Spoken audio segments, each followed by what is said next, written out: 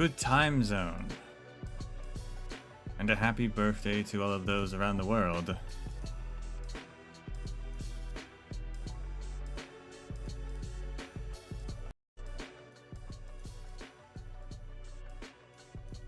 A bit late today because I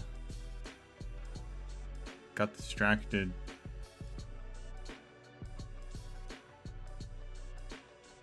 watching the new Pokemon trailer that I didn't realize was coming out.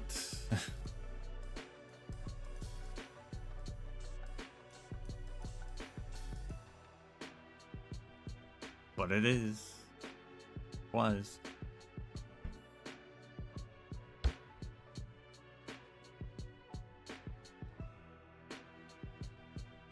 They didn't show a whole lot, but they did show character customization, of which it looks really good. They brought it back with a vengeance, it feels like.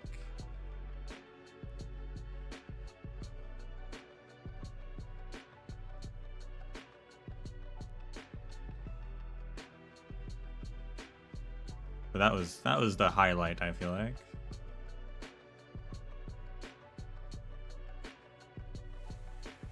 Otherwise, also the character designs are also really all pretty good. I mean, Pokemon's been really good at character design.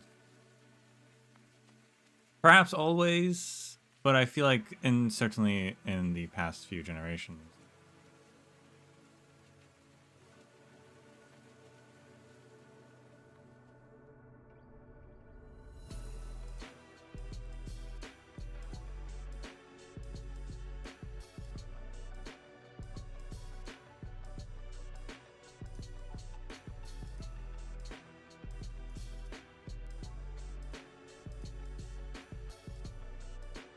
But we are finishing off.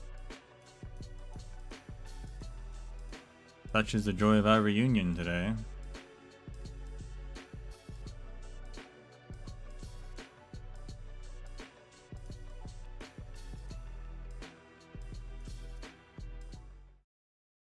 Well, bam. Someone said Arknights. I'm not sure who that was.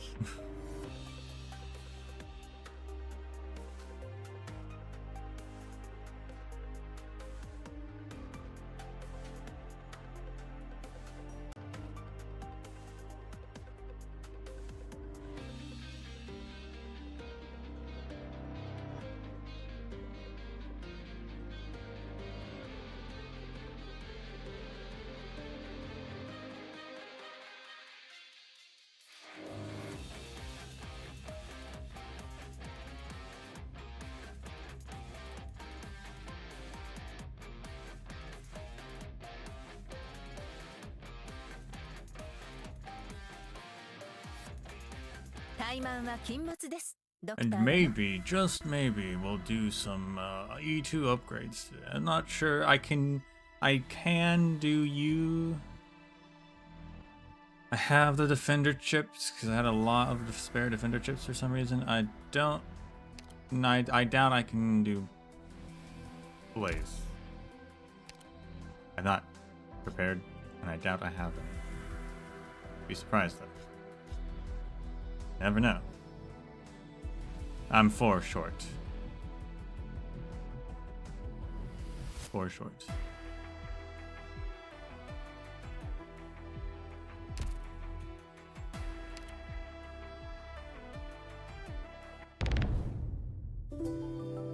Anyway, last time on Such is the Joy of Our Reunion, Lazy was brought back to the Judicial Review Office, and her superior threatened Blaze's life if she didn't drop the case, so she quit so that she could continue to investigate. Well, at first she actually quit investigating and hung out around the office on probation, and then she quit her job. So she continued to investigate.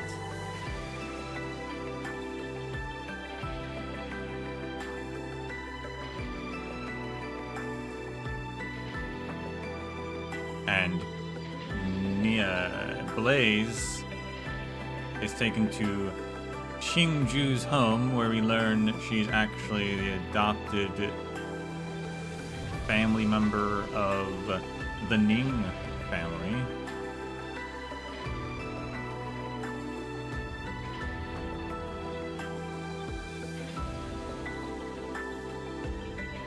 And revealed that she had at several points in her life actually met and knew Blaze's father, because he was working for the Nings for several years.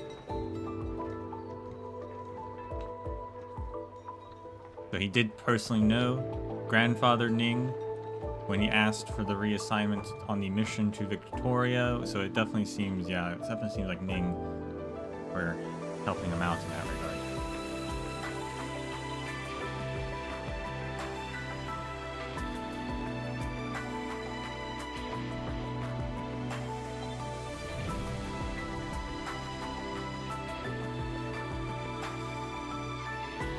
In order to find out exactly what happened to her father, though,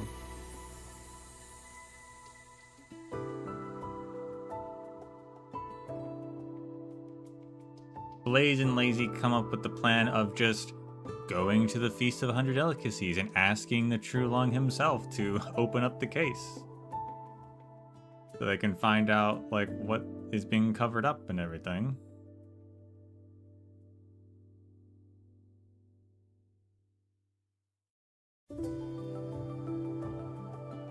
But right as the Trulong was going to appear at the feast, the wine, I guess it was implied, caught fire and became like living flame, and everyone fled for their lives.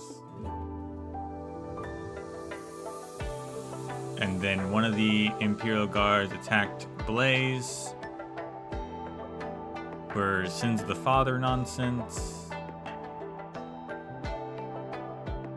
And Lazy steps in and helps Blaze escape and holds off the Imperial Guard girl.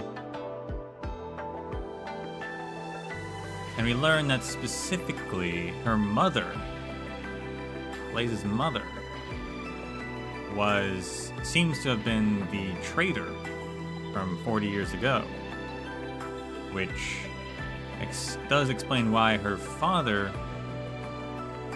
was interested in asking for forgiveness.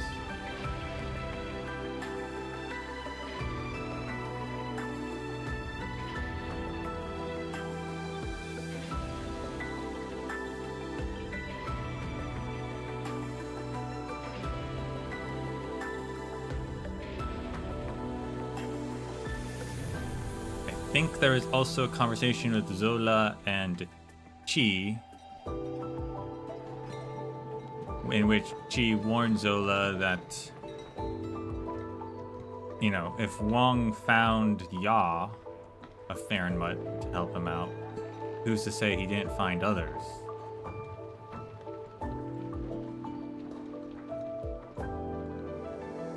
So that's a thing. That's the thing that might be happening.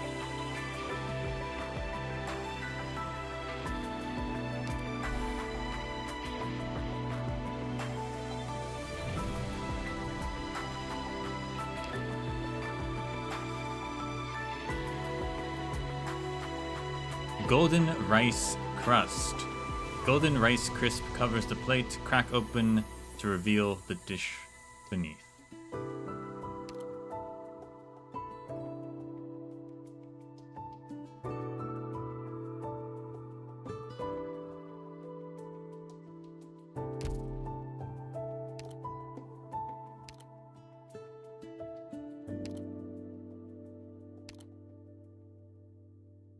I have the other stuff. I do have the other things.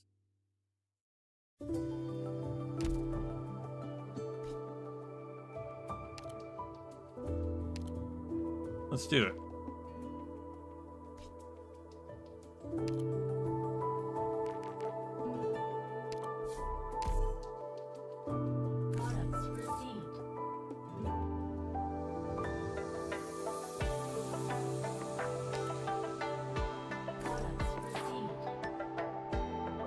That was interesting. I'm not sure what just happened, but it automatically made all of them immediately. I didn't have to use the drones to like speed it up. Did they cut down the timer on that or something? That was weird. I won't complain. Although it does make my drones now utterly useless.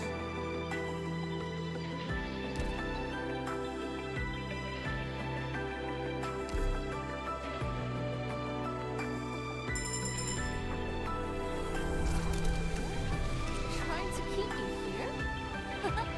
There's nothing to be ashamed of. Had a taste of my cooking. If you could forget that flavor, wouldn't all my years of culinary practice have been in vain?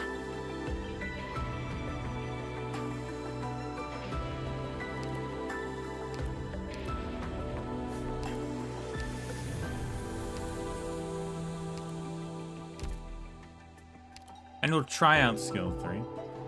I did learn that it's not quite. For the right price. It's only arts damage. I thought it was all characters attacking through it, but it's actually only arts damage attacking through it.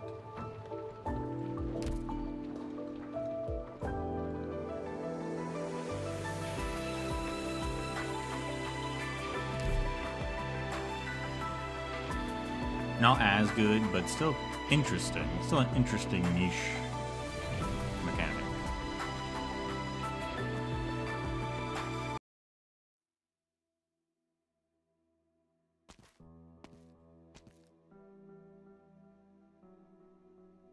Perfect for Gigi and Lapland, of course.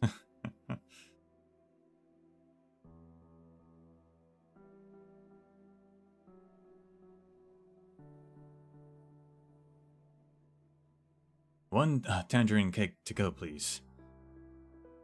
Oh, you're here. Sending it to Victoria this time as well? No, not sending it. I need to go back right away, though it's hard to say if I can even go back. This time, there's a snack for the road. Wow, your cough's gotten pretty bad. I don't think you should be eating sweets right now. I'll boil you up a bowl of loquat soup. Oh, so you've just been lying to Blaze this whole time, huh?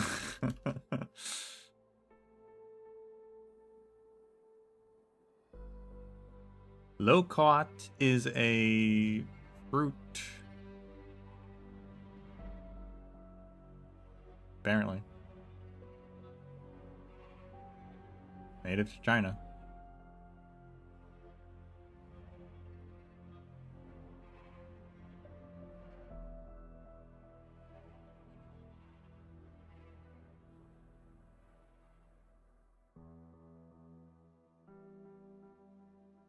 It seems like it's sweet, so I'm not sure why he's like, you shouldn't be eating something sweet, and then he's offering a sweet soup, I guess. Did Blaze mention Goo to you? I don't think she said his name, but she did say, you know, I'm looking for sweet tangerine cakes that my father used to send me.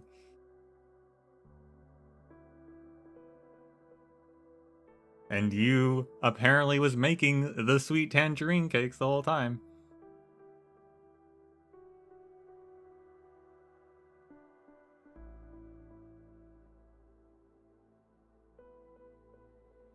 I'm fine. It's not to do with my lungs. Doesn't matter where the problem is, you got to take care of yourself. You've seen a doctor about it. Yes, I don't have much time left apparently. I'd say I'm beyond having to mind what I eat. I wonder what he's sick with.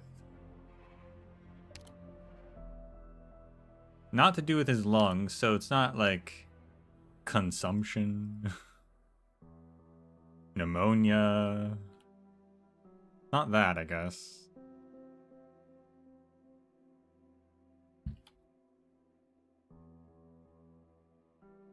Ah. It's fine.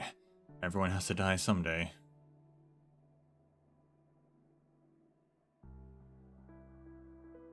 I've done pretty much everything I needed to get done. How can you say something like that? Didn't you say you still have family in Victoria? They're waiting for you to go home. Yes, I held on to that hope that I could see them again, but it seems that won't be happening. I might have been a useless good-for-nothing my entire life, but at least I can say I haven't disgraced what little ideals of righteousness I still have in me. But only now that I am at the end of, and have I realized I owe them far, far too much.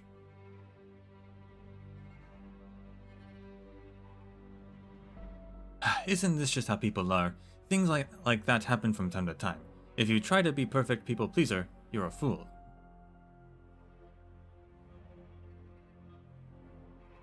But surely you want to go home, right? I want to see them, but if I don't, they'll have easier lives. That's just how people are. If you want to get something done, you need to put something down.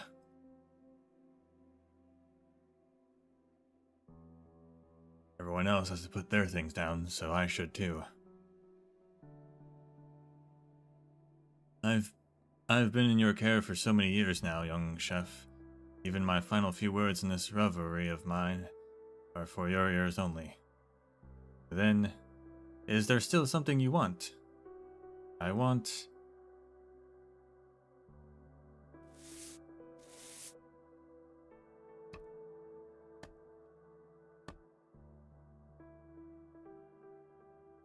You need to pay more attention.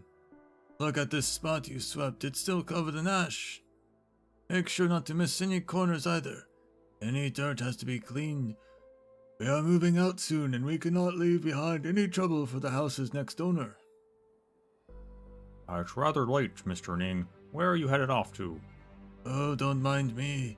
Just going out for a walk. Mr. Ning's been acting really odd today. Why is he spending his mid-autumn festival watching us clean the house instead of gazing at the moon? I mean, you can only gaze at the moon certain periods of time. That's enough questions out of you. Focus on your sweeping. But such a brilliant moonlight tonight. We should give it a pristine spot to land on.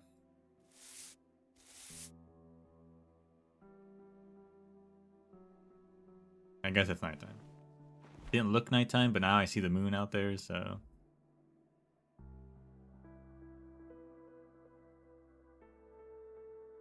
How did I get here? Grandfather's study. Her mind lurches on the edge of consciousness. She feels as though she has forgotten something important. An old book lies upon the desk in silence. Annals of Yin, Volume 124, Supplement 17, 1062. Since when was there such a book in the Imperial Historical Records? Grandfather? You have a secret history book the whole time?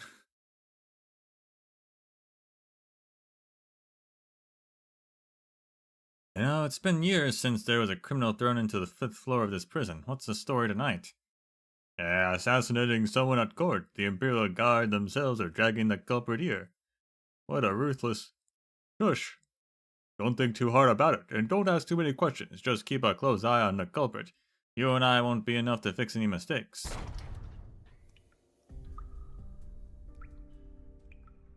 It seems that everything I've run into since my return to Baizhou has been part of some grand plan. A trail of clues laid out in front of me like bait, leading towards a dead end.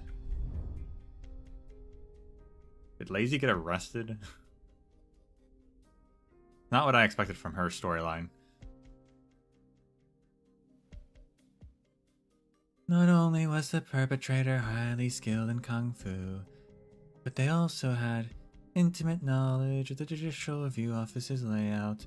They must have been working with Yu Chung for quite some time. Yu Chung asked me to take notes during his trial. This is why you stand here now. It is also the reason I cannot allow you to participate any further. Whatever Yu Chung's plan, you are most certainly a part of it. Deputy Minister Lin, surely you weren't asked if you didn't know the answer already. Can you not see the truth, or do you simply pretend you can't because you don't dare to?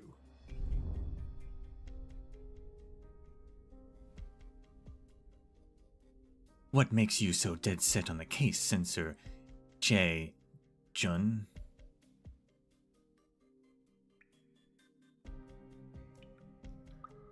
As the moon slowly sinks into the west, their light passes through the barred window and scatters on the far wall of the cell. The night air condenses into dew, beating on Lin Qingyan's brow. Were it not for the scent of mold, this prison would actually be a good place to meditate.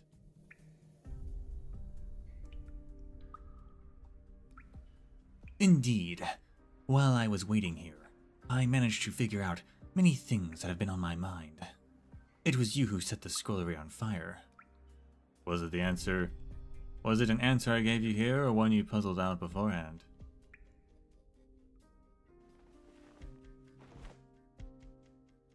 It was Che. Did not see that coming.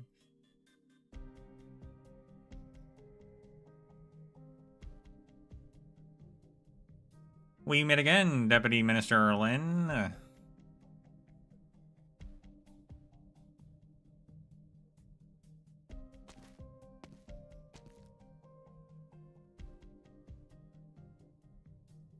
You know what? But he did say I worked with him. I knew him pretty well. I worked with Yu Chung a long time. So, and then Che said that the person who set the fire must have known Yu Chung. I guess that was our hint.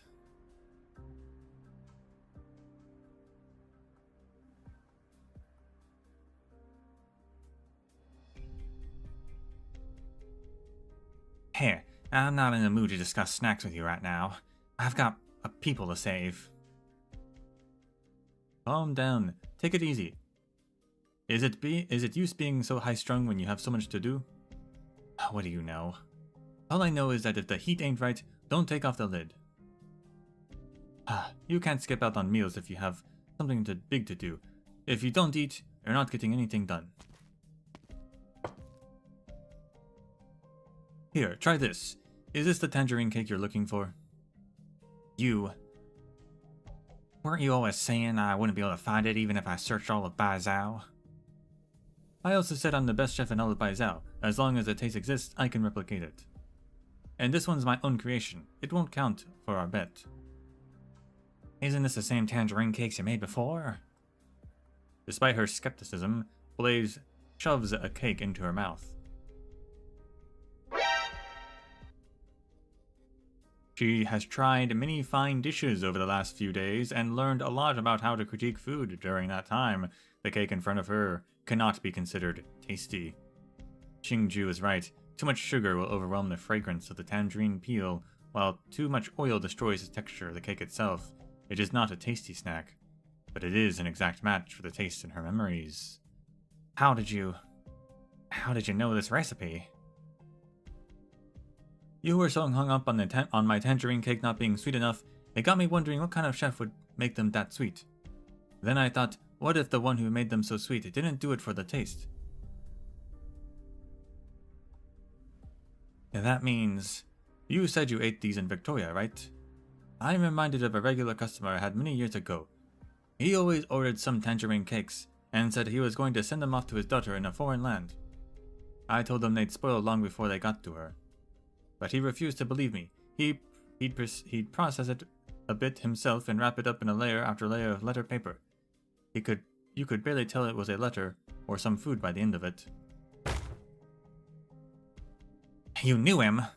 He came here. I've been searching for him all this time. Do you know what happened to him? I wouldn't say I knew him. He was a regular customer of many years. I vividly remember him always coming over before it was even bright out to order the cheapest breakfast I had on the menu, Then he stood by the window like he was waiting for someone. Waiting for someone? Who?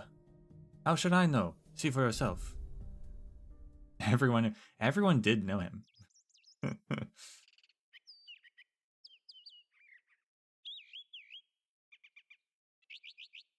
He got around. Day breaks. The faint full moons brush against the horizon. As the night comes to a close, there are perhaps many in slumber, enjoying dreams of happy reunions.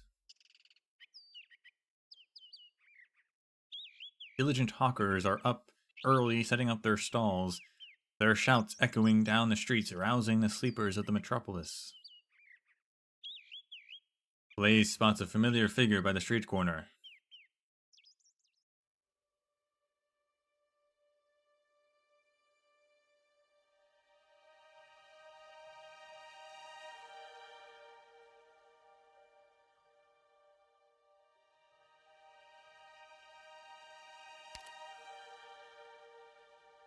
I guess when he said see for yourself, he literally meant it.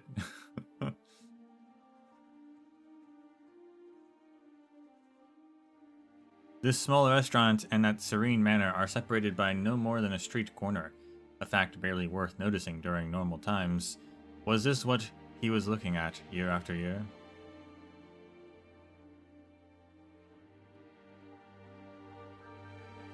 Oh no, she was envisioning herself as him, okay. It's you. It's really you.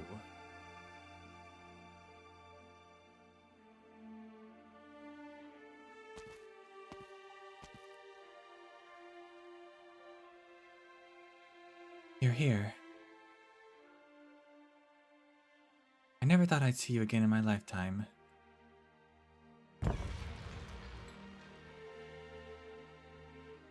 The man leaning against the corner is clothed in near rags. He grasps a moon cake in his hand, his face awash in crumbs, ignorant of his guest.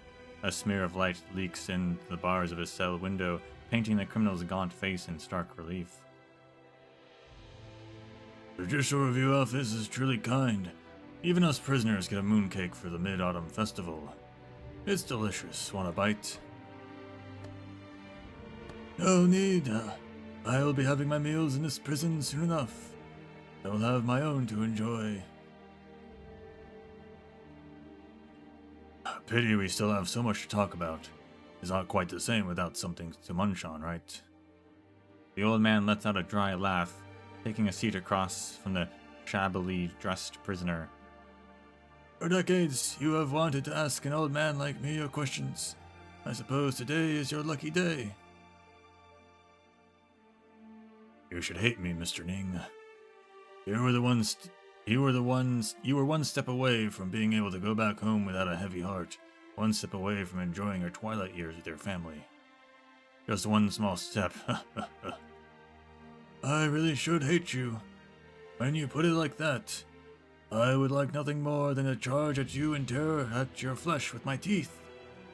But on second thought, you have given up decades of your life and your position as Deputy Minister at the Judicial Review Office for me, spending the rest of your years within this cell.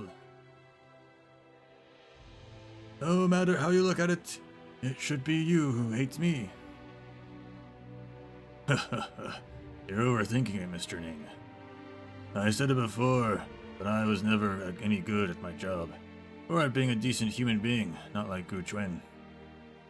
Glutton, you see, the type that loves sniffing out deep, hidden truths. I tore open shells to get at the flesh, and got addicted to the sweet, sweet taste of marrow. I'll do it again. I'll do anything for it, even if it leaves my hands bloodied and my teeth shattered. During all those years, you were the biggest, plumpest shell beasts of my dining table. How could I ever hate you? Even if it were to hate, it wouldn't be for anything on my side.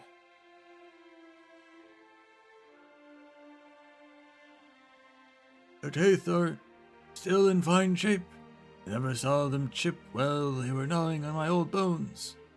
But you, Chung, why were you so sure I would have come to see you today?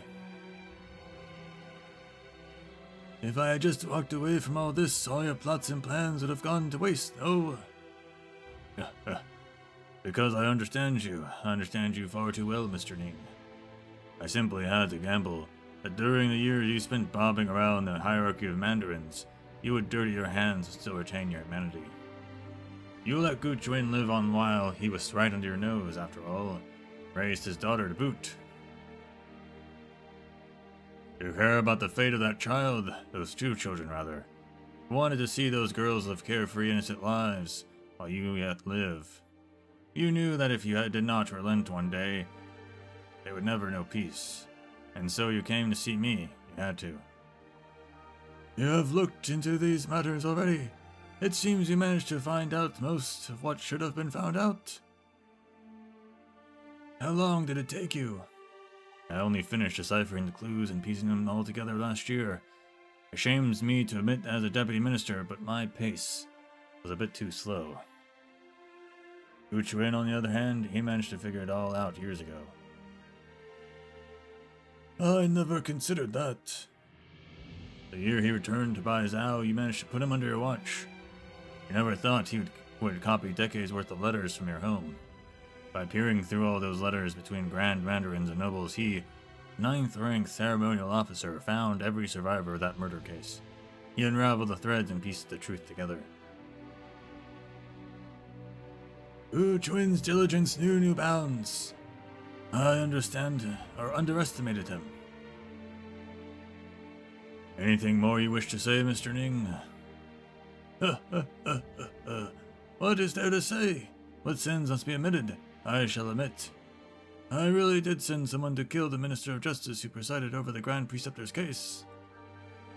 Not because he accused me of being the Grand Preceptor's collaborator in treason, rather because the Grand Preceptor's treason was a miscarriage of justice all along.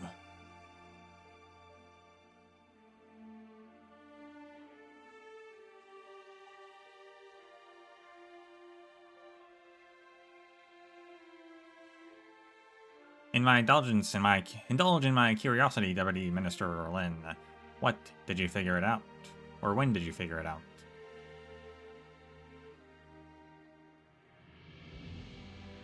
I suspected it was you who set Ding Feng Lo alight.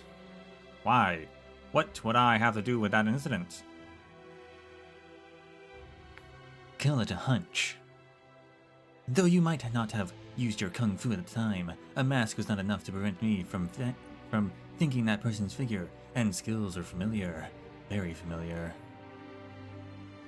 Afterwards, at the Judicial Review Office, you sought me out and managed to cement this particular suspicion in my mind.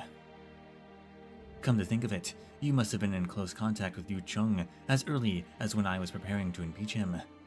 I never considered the possibility you were already cooperating with him at the time.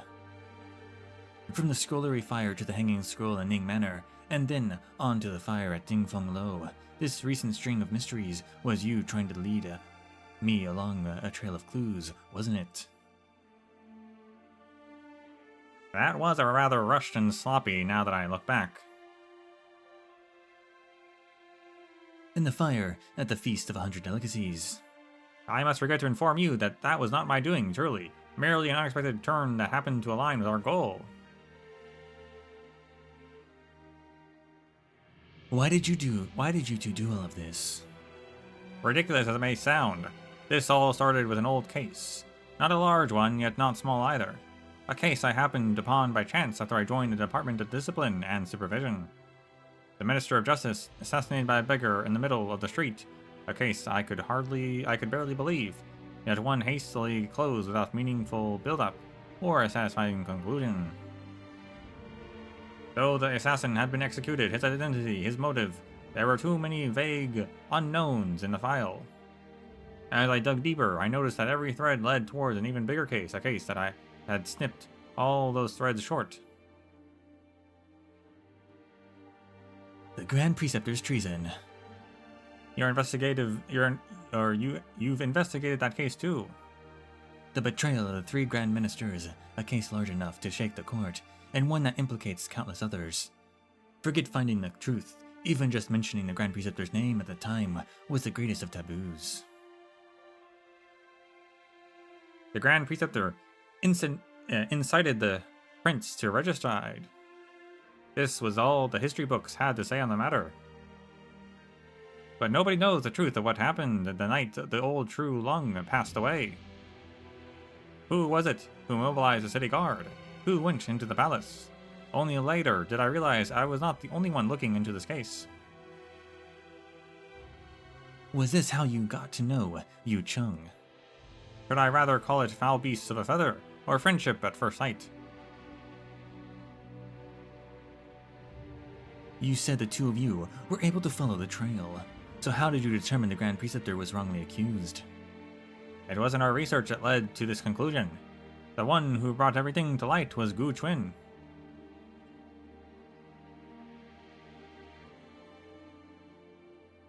Why? You seriously not know why? Of course I do.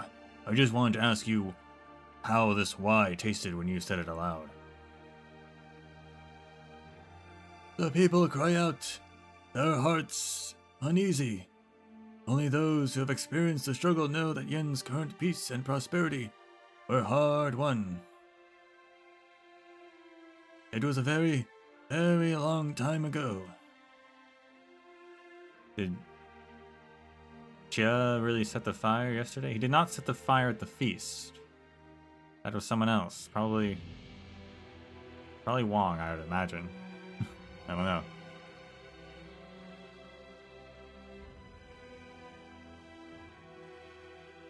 The old True Lung was diligent. At the time, Oranginium Industries were beginning to change the structure of this great land. Even during Yin's turbulent times, he did not allow her to fall behind the other nations of Terra. And so it was that a great hero was infected with oropathy in his twilight years. Believing his days were numbered, his many policies began to stray into bias and imbalance. At the time, the prince wished to stop the True Lung, and the Grand Preceptor stood by his side.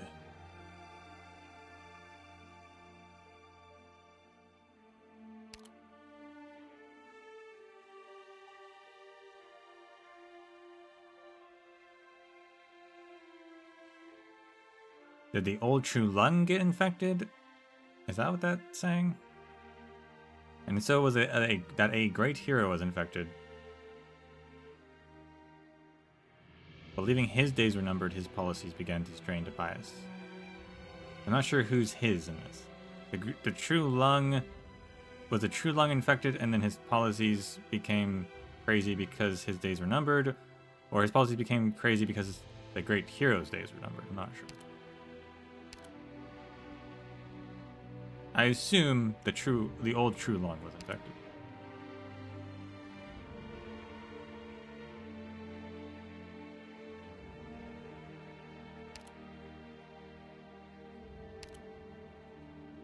This supposed support was her urging the prince to seize the throne. The old True Lung died the night the prince entered the palace to admonish him. As for the prince, his whereabouts since that night are unknown. Such a tumultuous event demanded an explanation, which required someone to be charged with everything. You think the current True Lung was unaware of all this? Huh. Changes in the court naturally led to unrest among the masses. Purge of traitors, very fitting slogan. Then the then young True Lung acted with an iron fist to sweep away many courtiers with evil intent, stabilizing the situation as quickly as possible. This ensured this spell of court intrigue never made it outside the walls of the Forbidden City. For 40 years, I assumed I was the only one aside from the True Lung himself to still remember what transpired. Until 10 or so years after the case ended, that young man stood in front of me once again. I fear you speak of that time too lightly, Mr. Ning. It was not only traitors who were swept away, there was also the entirety of the Grand Preceptor's family, 28 in all.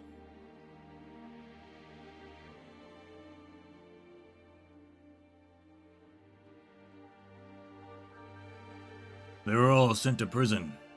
Some committed suicide in their cells to prove their innocence. Those who lived were exiled. I tried to find some trace of them, but it was no use. Couldn't find a single one. Except for a child spirited away during the turmoil, still swaddled in a blanket. I never considered the possibility she still lived. I never truly believed she had died. Seems you've met her. A few days ago, her appearance is not too dissimilar, but their personality, it's like two peas in a pod. Uchwin never spoke a word about that child's whereabouts during the decade he spent in Baizhou, right up until his death. I'm sure you are now well aware why he died on the road back to Victoria. You Chung, you old bastard. You used Guchwen's own death to ensure that there was no possibility of anyone finding that child, which also gave you opportunity to investigate me. At the time, I assumed Guchwen had no success in his exhaustive research into the Grand Preceptor's case, which prompted him to leave Baizhou in despair. It was only after many years that I realized it was not the so-called truth that he was sought. He had long since found the answers to those troubles you mentioned earlier. What he had hoped I would do was something else entirely.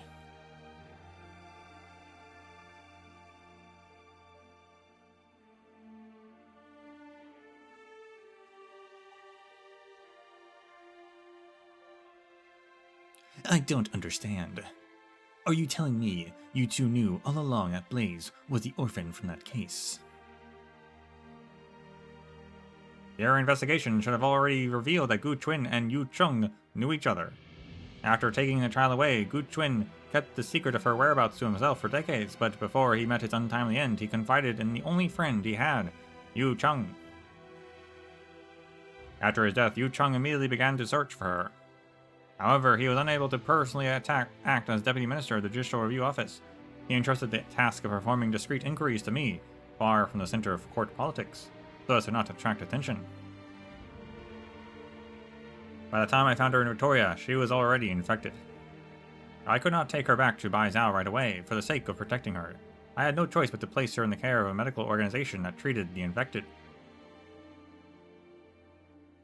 He's the one who introduced Blaze to Rhodes Island?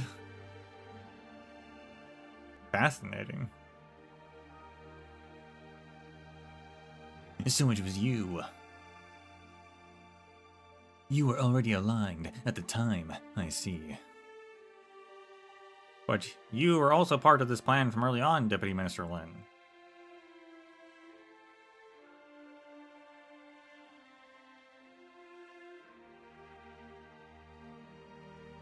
What do you mean?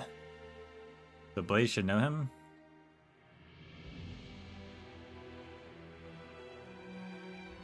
Well, it depends. He was probably using a fake identity and just was like, oh hey, you're infected, maybe you should go here. But also, when did she? She joined as an adult, didn't she? Because then she was training to be an elite operator, right? So...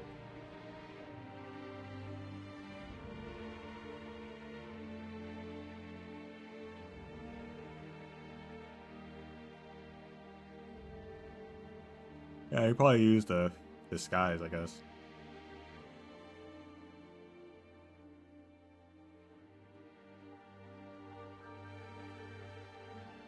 How was it you were able to find Blaze's trail? How were you able to come across those files pertaining to her past? Surely you didn't just attribute them to chance. Yu Chung would not have told you these himself. The risk was too great. There could not be a third person who knew of this in all of Terra.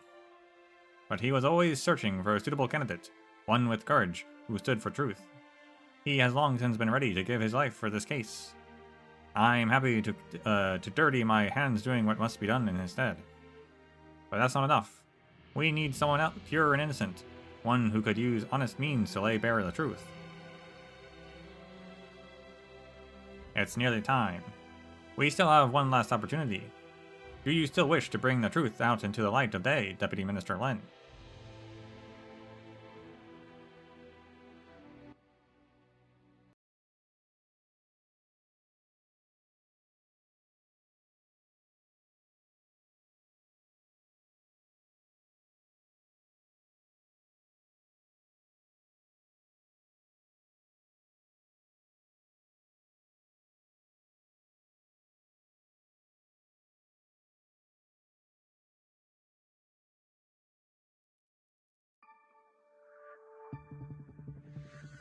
どちらにしようかな。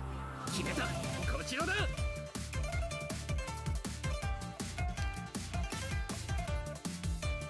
Clear 8 with 3-star ratings with at most 3 stupidity or rapidity being consumed by wealth.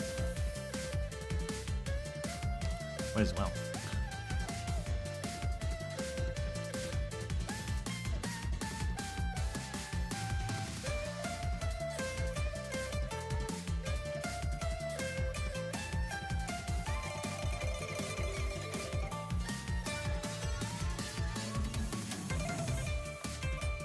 Get what you deserve. Can your eyes keep up?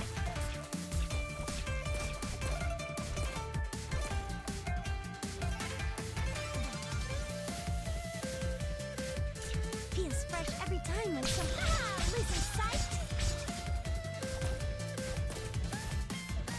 Air's burning my lungs. Temp's just right.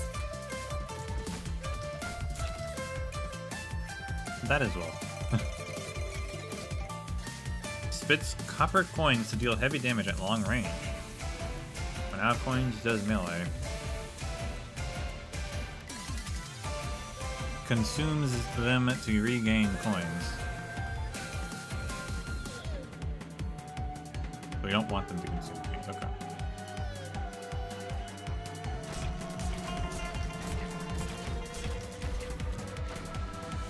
Oh, he's going right for it.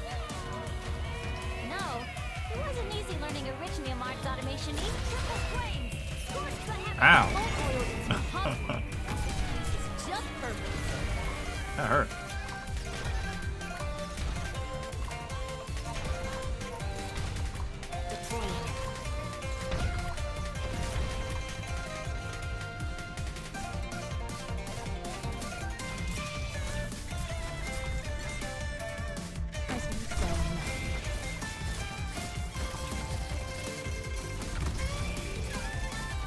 Moving to designated location.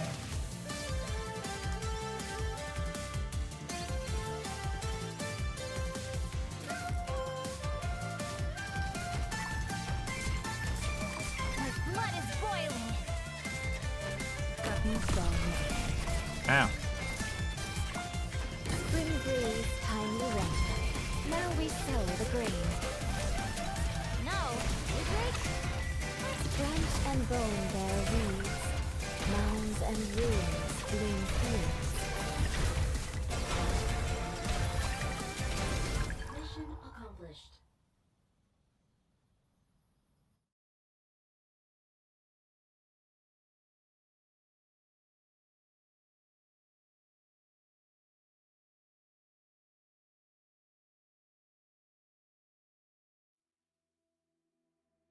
Can tell those guys the wealth is going to be a problem in the future.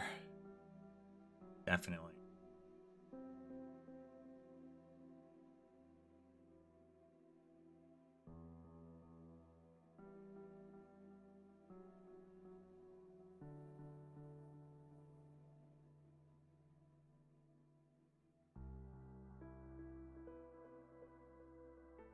Yu Chung, that is the truth behind the Grand Preceptor case you seek.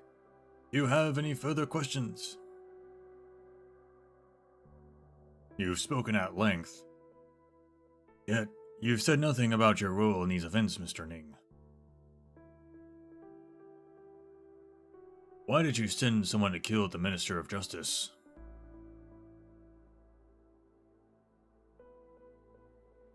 Do you not already have the answer, Deputy Minister Yu? Was it not you who accused me years ago of having the Minister murdered to stop him from investigating and save myself in the chaos? You need not be in such a hurry to discredit yourself. There was one question that perplexed me for a long time. Why did Gu Chuin stay at your house when you returned to Baizhou nearly a decade later? It was not until I saw that girl at your house that all the puzzle pieces fall into place. He narrowly escaped with his life, yet he still returned to Baizhou not only to find the truth of what happened, but also to search for the daughter he left behind. It seems he did not tell you much. Yes, most of what he follows will be the mere speculation. If I'm wrong, feel free to laugh in my face. I heard that after the Grand Preceptor's suicide following accusations of treason, the entire nation was in uproar and the Mandarins distanced themselves from her. Yet one Academy student dared to honor her in public. It was thus that he stumbled onto the Grand Preceptor's home, as the belongings within were being confiscated. In his hurry, all he could take was a baby girl just born into the family. As it is so happened, his own daughter was recently born as well. Oh. Okay, not what I thought. Huh. So then her mother wasn't the Grand Preceptor. Or no, her mother was the Blaze's mother was the Grand Preceptor, but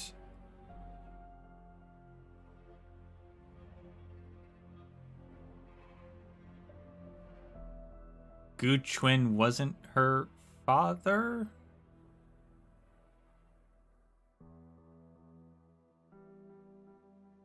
Or the other way around? I'm not sure.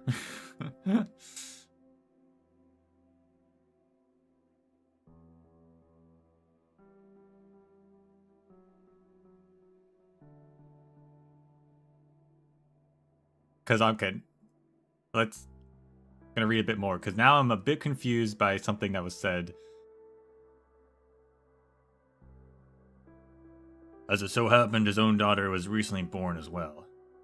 At his wits' end, he tried to flee Baizhou with his wife and the 2 babies. As a scholar with no background, he didn't get far before an Imperial Guard captured him. Perhaps out of compassion and wanting to keep the Grand Preceptor's bloodline going, the Imperial Guard spared the scholar and the Grand Preceptor's child, instead taking the scholar's daughter.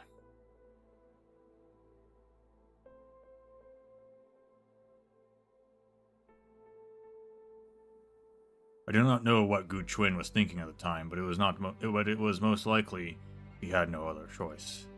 This child fell into the hands of the Minister of Justice, her bloodline obvious with a modicum of research. But as it turned out, how to handle this child of an outsider was a delicate conundrum indeed, so she was a hostage, pretty much. It was around this time that you, Mr. Ning, long dissatisfied with the Minister's extreme methods, decided to take the ultimate risk: assassination. The Grand Preceptor's case implicated many, and it seemed fitting that the blood-stained Minister of Justice met his end through retribution, but the court's turmoil resolved the true long allowed the blood-stained curtain to finally fall in this fashion.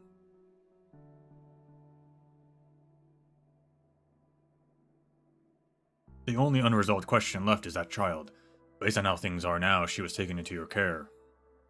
What this entailed is not hard to guess, but as for the why of it. If I recall correctly, Mr. Ning, you enjoyed the tutelage of the Grand Preceptor as well, correct? Oh, you Chung, have you not been absorbed? Had you not been absorbed in judicial work or confined in this cell, I shudder to think what that meticulous mind of yours might have accomplished. It's terrifying, truly terrifying. You flatter me. I'm nothing more than a fool compared to Gu Chuan. It is simply because I had met far too many people in my capacity as Deputy Minister of the Judicial Review Office. The more one sees, the more one learns. Now that I think about it, the dish Gu Chuan offered to the true lung at the Feast of 100 Delicacies wasn't merely an act of suicide, it was him reconciling with the truth. Before he passed, he did not tell me the truth, but he did divulge the whereabouts of the Grand Preceptor's orphan. He must have hoped that once I found the truth for myself, I would also choose reconciliation. Yet I could not. All I could do was use my methods to find the people still left, the ones you care for, and force you to spit out the truth. All things considered, Mr. Ning, you are no villain, perhaps just a coward. Hate me all you want. To see that child once more has always been a wish of mine. I will go and seek an audience with His Majesty. Okay. So, I was going to have this whole thing about how the live stream spoiled Xingju being Blaze's sister. And so I wasn't going to be shocked by the reveal when they revealed it a little bit earlier, like in the beginning of the pre-story before level 8. And confirmed it after in the after story just now. Except they're not actually sisters, so that was a fake spoiler.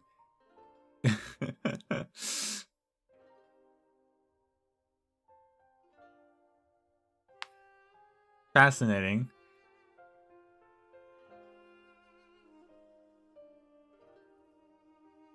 Oh yeah, I was gonna complain about that and be like, I wish they didn't say she was a sister, but now it's more confusing because I was expecting them to be sisters. So they're not sisters. Does it count as a half sister? No, they're not blood related at all.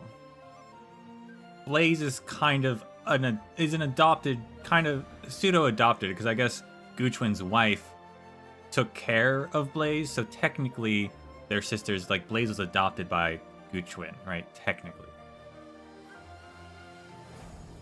although not like legally. They just fled with her to protect her, which is fair. Like totally, like Guchwin technically her father. Like that's fine. I'm not going to be like,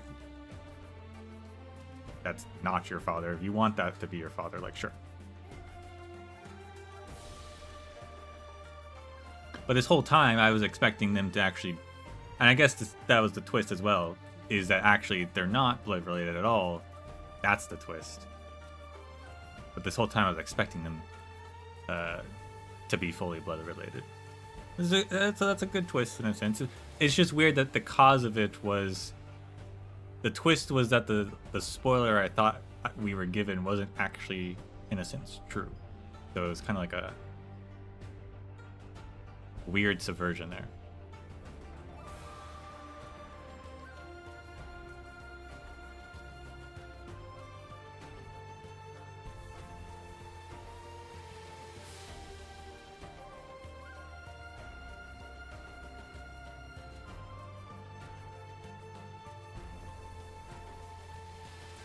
But I think that's a pretty good twist. I'm glad I was given a twist, right?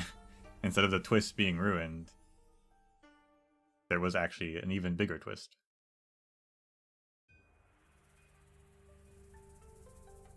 You know everything.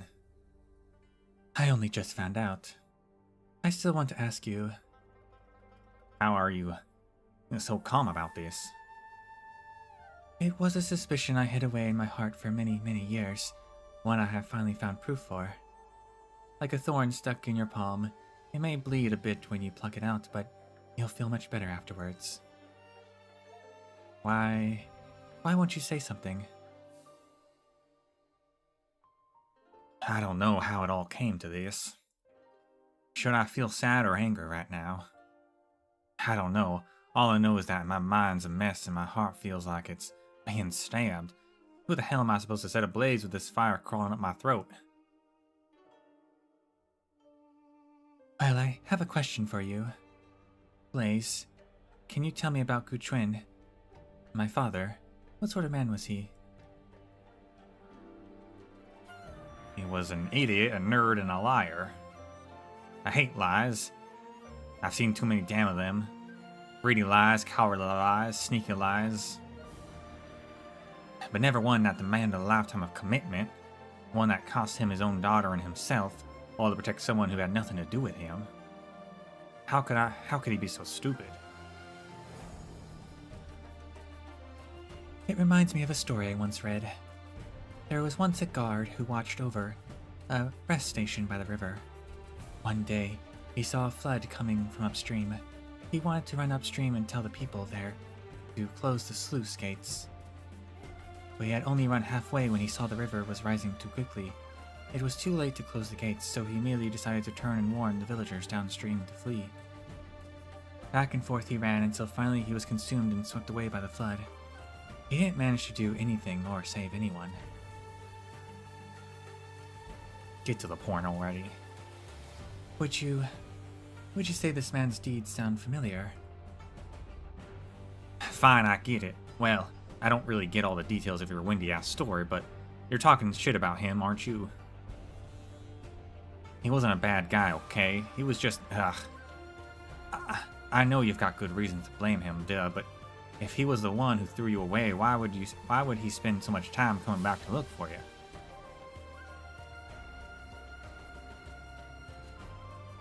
I thought I would be the one consoling you, not the other way around. Blaze, you're infected, right? Wait, when did you figure that out? Man, you're too damn clever by half. Sorry.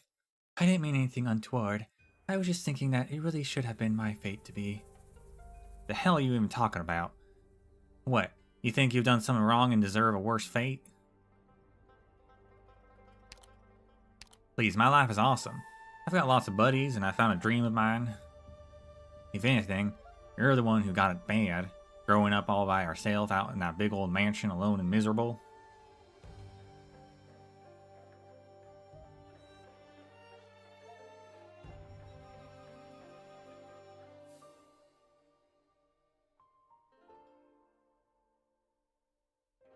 It almost sounds like you're roasting me. I'm not. But I understand. I understand what you mean. Alright, I still haven't asked you what your name actually is.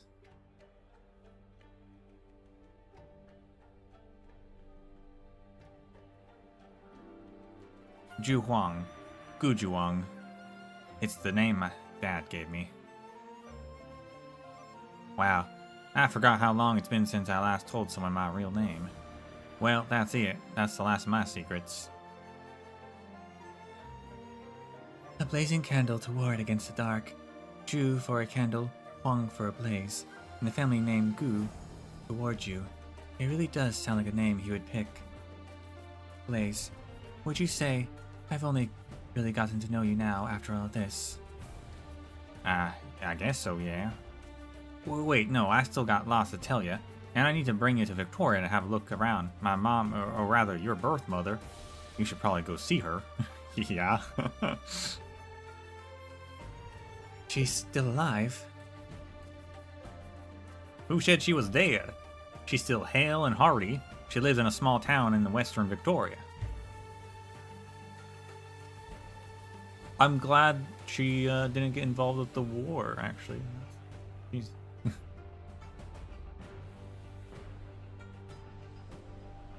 Once everything's wrapped up here, I'll take it to her. She definitely wants to see you. Alright. Why are you crying? I'm not, but you're the one who's about to break into tears any second now. I'm just happy. I never thought I'd suddenly find myself a little sister after all these years. Who's ever heard of sisters like us? And besides, we don't know yet who's the little one. I've been through a lot today. Can't you let me have this one? Well, Blaze looks like the physically taller one, at least. and there you are consoling me. Look, I just wanted to say, from now on, you're not alone anymore, okay?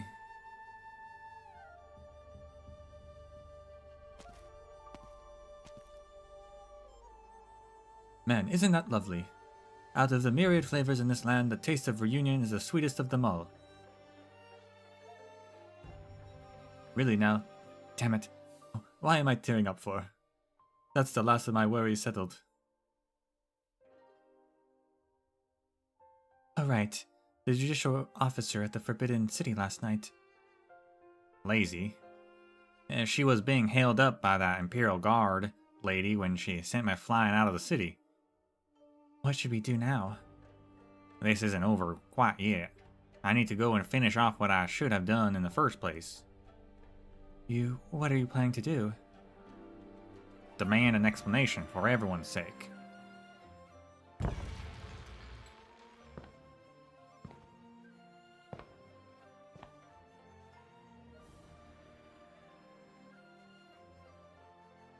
"100 years it has been." He returns once again to where this game of Wei Chi started. The board is covered in cobwebs and dust, and a single black stone at the center. He extends his hand to brush away the grime.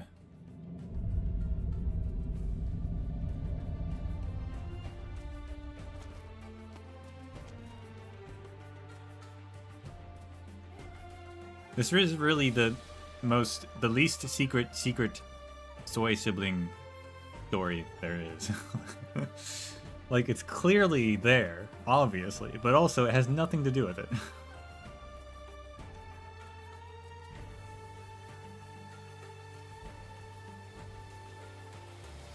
Where are you off to? Got a meal to deliver. If you're going, then who's going to mind the restaurant? At this hour, it's past closing time. Gonna open tomorrow? That depends on my mood tomorrow. Hard to say right now. Why do I get the feeling that you want to call it quits? Like I'll never see you again. Fine by me, but you still owe me 6 months of wages. Settle that and I'll let you go. You're so money-minded. How about all those staff meals I cooked for you? That must be worth a few months of debt. Fine, fine. On the right of the stove in the kitchen, the third brick up from the corner. The last of my spare cash is under that brick. Take it. I've been with you for quite a few years now. Yep, 15 whole years. You stuck around the longest out of all of your associates. Candle holder means we were really... He's a candle holder?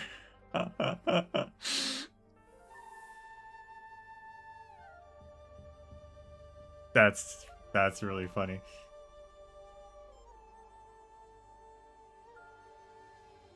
I guess that makes sense.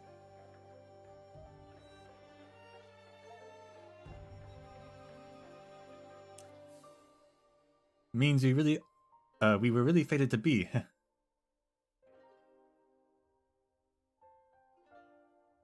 If I kept reminding myself that I was a candleholder of the Soe regulator, I'm afraid I wouldn't have stayed that long. To be honest, it's been years since I minded myself who I really am too. Not that I was trying to remember or not, mind you.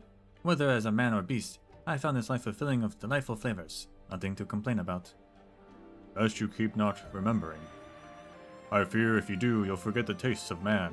Your palate will go dull and numb, and your cooking skills will go to waste. Yeah, I wouldn't be too happy about that either. But if there's one thing I'll never forget, it's that my troublemaking brothers and sisters still need to eat. Not to mention the one that's most troublesome of all, though considering how long it's been since we last saw each other, it's hard to say what he's like now. If you know the consequences of delivering this particular meal today, right? Yeah, more or less. It's obvious, like not keeping cotton by the stove, the Soe regulators. Not going to be happy if we have a family reunion. Also, if a fight breaks out at such a delicate moment, you might not be seeing me tomorrow. I've made a lot of food and met a lot of people these past few years. My wish was for every customer who walks through those doors to have a tasty meal and a life with fewer regrets. The 4 flavors of the kitchen, the 4 emotions of the heart, sorrowful partings and joyful reunions. They're not that much different. But just as fresh fins have their bones and malices have no scent, this land is filled with regrets. Eat when you're hungry, sleep when you're tired, and when you miss your family, maybe it's as simple as going to them. Or are you really willing to let this go? There are a lot of things I don't want to let go of, but I can't hold them forever either. Jang, mind looking after the shop for me while I'm gone? You've been watching me cook for so long, you must have picked something up by now. If any customers come by, look after them for me, will you? Savers at Use, the House of Aftertaste, ended up being a fitting name. The mortal realm really lingers on your tongue.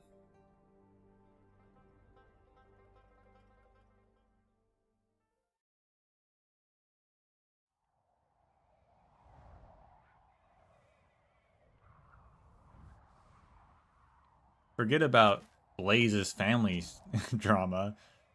The best twist was Zheng being a candle holder.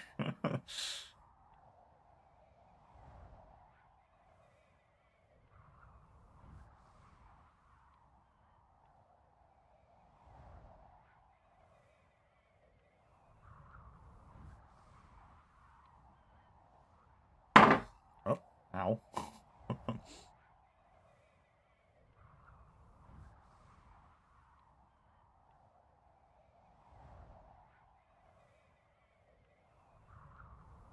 Can't leave them alone. Well, no one else, like... It's interesting. Like, Dusk was... I guess they knew Dusk was, like, in her little shack in the mountain, but no one was really watching her.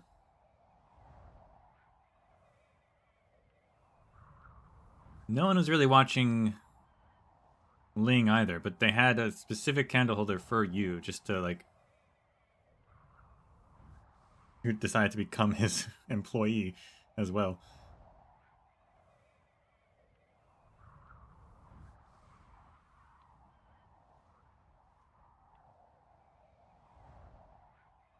Although maybe they were watching from the distance. And this guy just decided not to, but...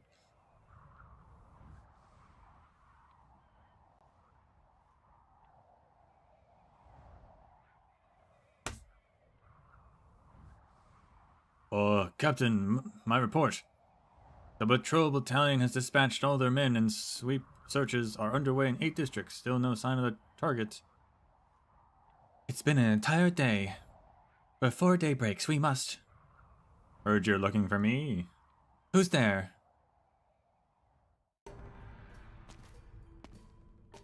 Oh, snap. See, this is the dramatic pose that they could have given Lazy, but they didn't.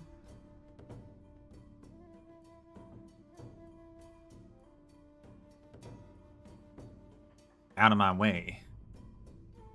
What's this? Here to surrender?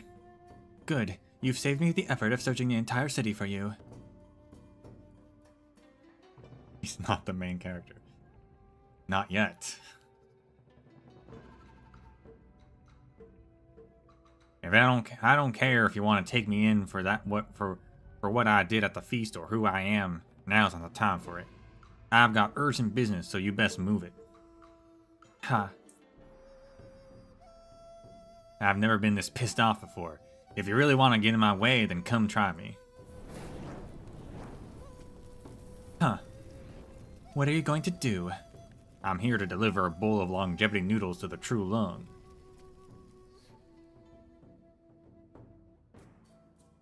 We've won a lot of times before, Doctor. Here and now, though, we're struggling for our own destiny, our own future. That's the real fight, isn't it?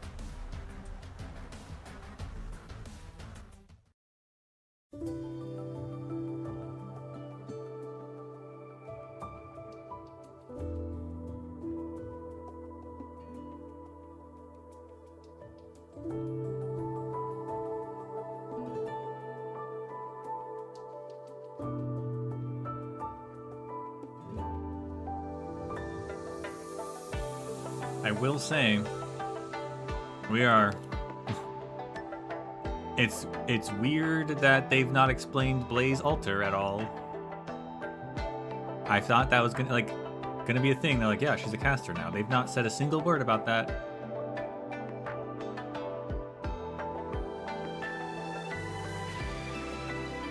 Thought she was gonna unlock the power or something, but she just has it.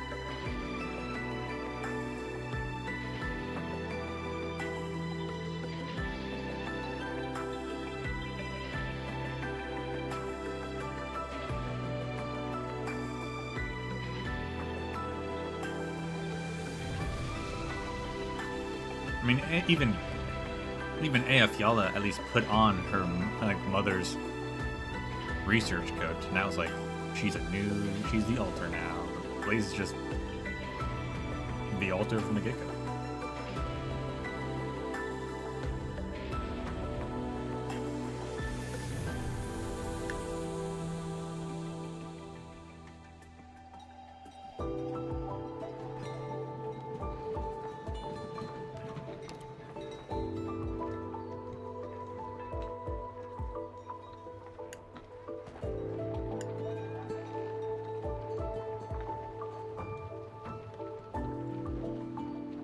Longevity noodles. The quality of a bowl of longevity noodles is judged not by its taste, but in who made it and what blessings it contains.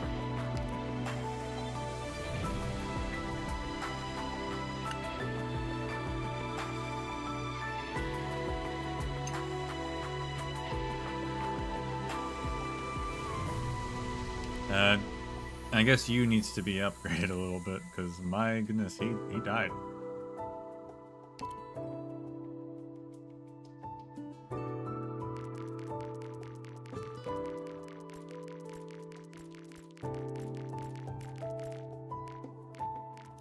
Here's a smidge.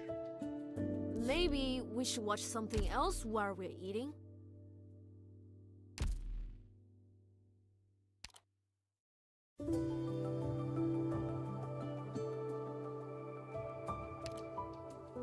I won't fight for nothing, but for the right price. Unless they're gonna explain it in this last level, like, yeah, oh, by the way.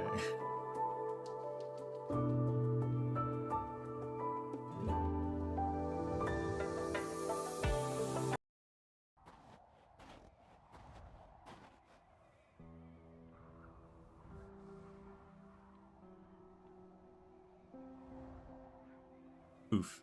Victoria is so close. It's snowing again. They should be wearing their winter garb now.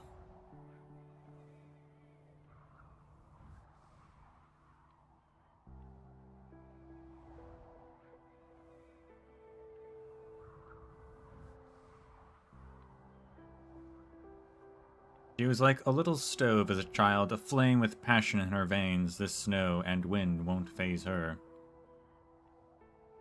Baizhou winters are never this cold. She said the first volume should be when spring comes.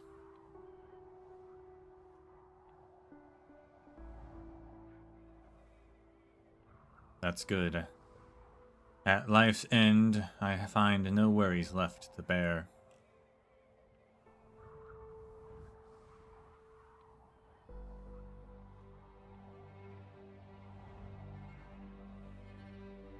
The man takes off his Mandarin garb, folds it carefully, and places it down next to the books he used to carry, before bowing 3 times to the east. He walks out of the camp.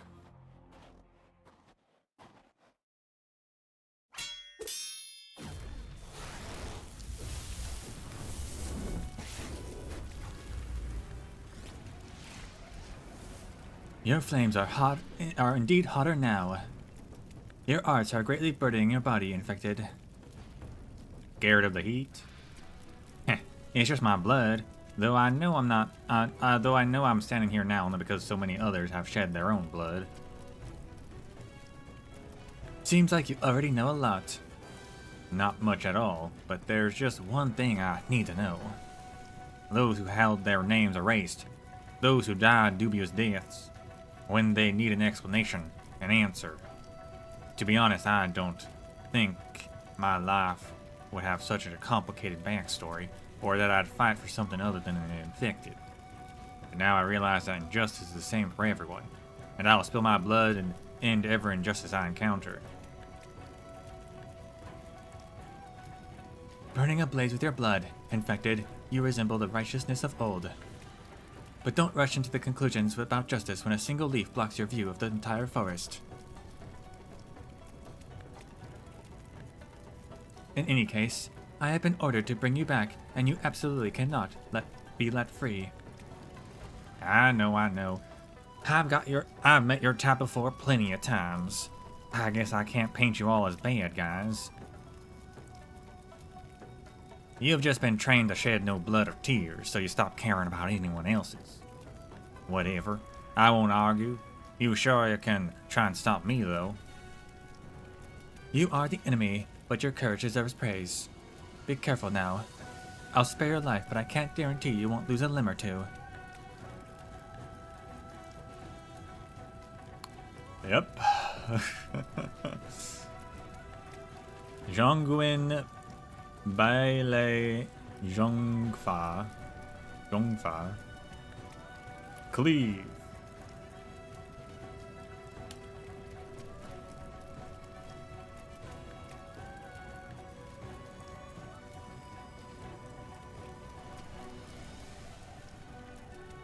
What does it mean?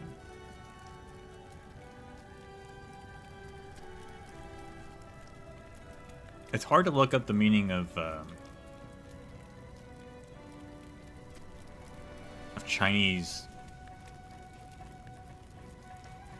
because it actually depends on the on the Hanzi being used, on the characters being used, right? And not the actual, like, what it looks like in the Latin alphabet. So, yeah.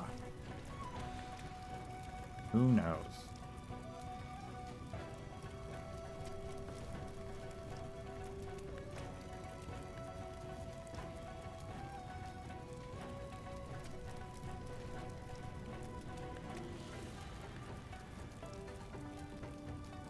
All those words just come up with, like, companies that have the name. I guess. Oh well.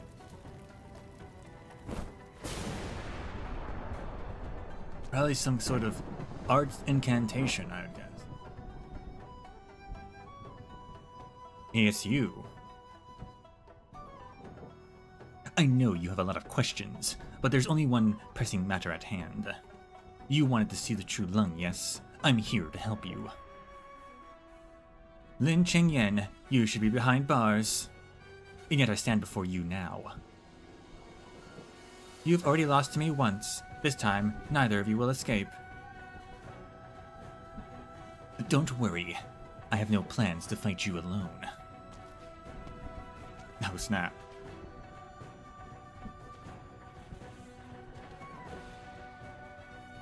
I know I was asked to tag along. But this opportunity will be, or this opponent rather, will be hard to handle.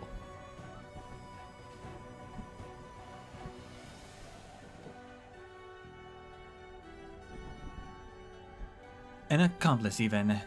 So you're the one who freed her from prison.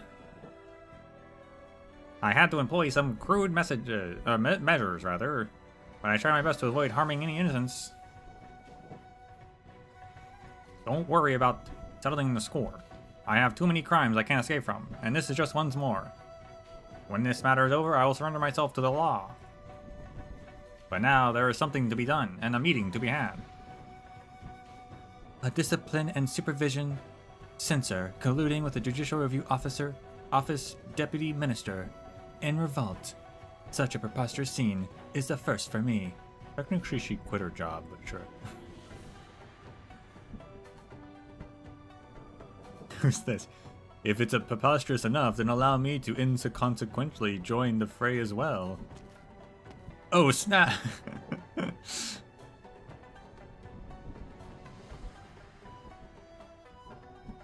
I trust you've been well, Drill Master. Tai He, were you not gravely wounded at Yumen? Yes, my injuries were quite serious. I'm unsure if my skills are even 1/3 as powerful as they used to be. Which is why I hope there will be no cause for me to take any moves today. Why would you even participate in this? How do you even know this is going down?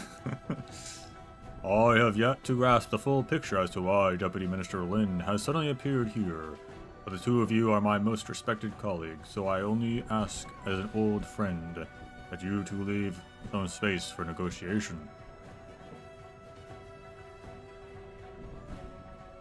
How can you expect me to turn a blind eye when you lot insist on doing such a traitorous act? Loyalty over righteousness. Whoever said you could only choose one from the two? Righteousness. You're familiar with the case and the two individuals involved, and it stand here before you now. Right or wrong, a life or death, a choice is yours. But Shifu, this matter came to be from complicated cause. How can what is good or evil be determined so easily? The text got really big. The blade is in your hand. Make your choice. Shifu. You hesitate still?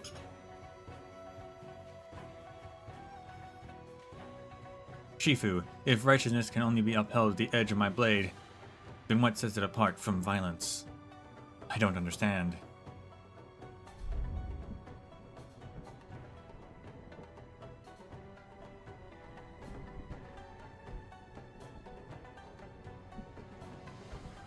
Stop dallying and go inside.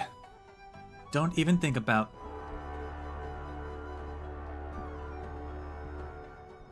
A signal to lower the to lower the Forbidden City's defenses. Could it be His Imperial Majesty?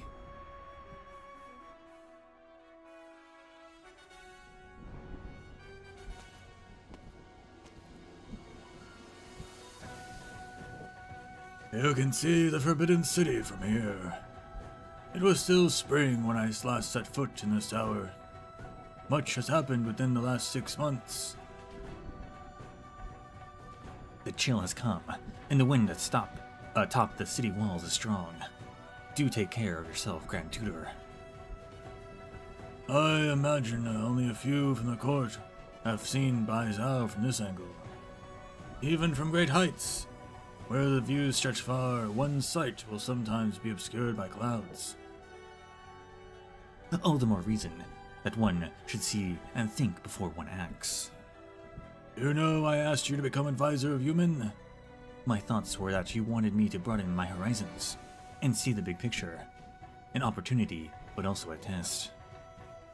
A test for what exactly? To see if I'm worthy. So you know why I've summoned you here today? Yes, Grand Tutor. You are disappointed in me. An excuse, or genuine emotion.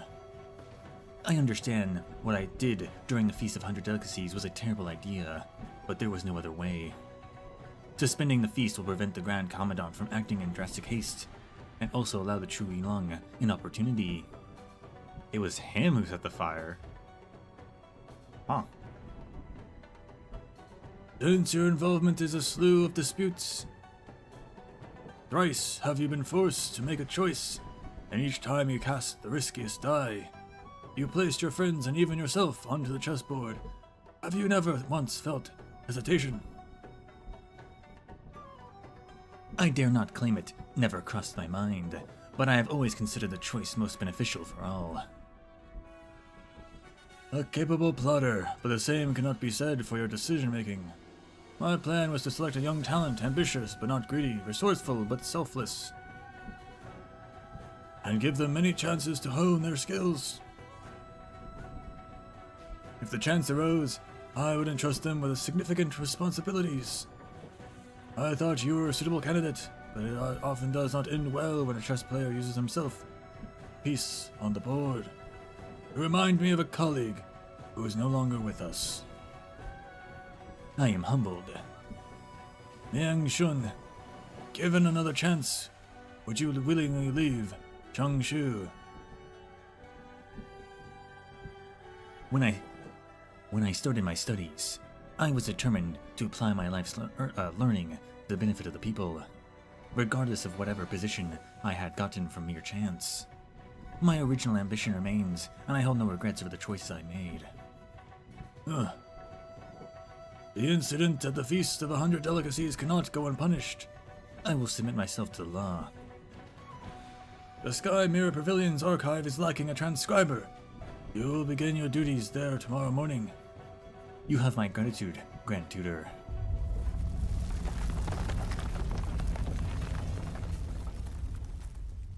What is this? Time has come. The clouds concentrate, completely obscuring the moonlight. Have you met this one before? Never. Who exactly is the opponent he seeks on this Weiqi board? There are times when one seeks not an opponent to win against on the board, but a solution. A solution beneficial to both parties amid countless changes in the situation.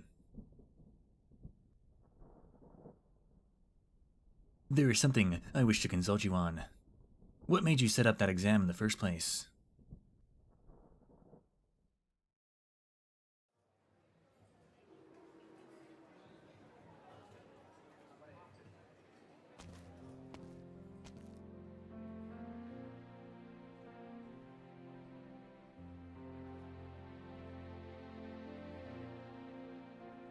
Shop's not closed yet, is it?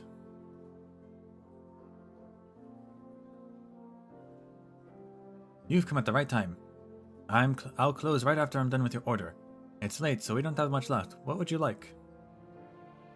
Anything to fill my stomach on the road will do. We happen to have a steamer of meat buns here from the morning. You can have it for free. Won't you be making a loss like this? I only know how to cook, not so good at business stuff. Why not earn a name and riches with skills like yours? What for? Both nobles and peasants eat the same 3 meals a day.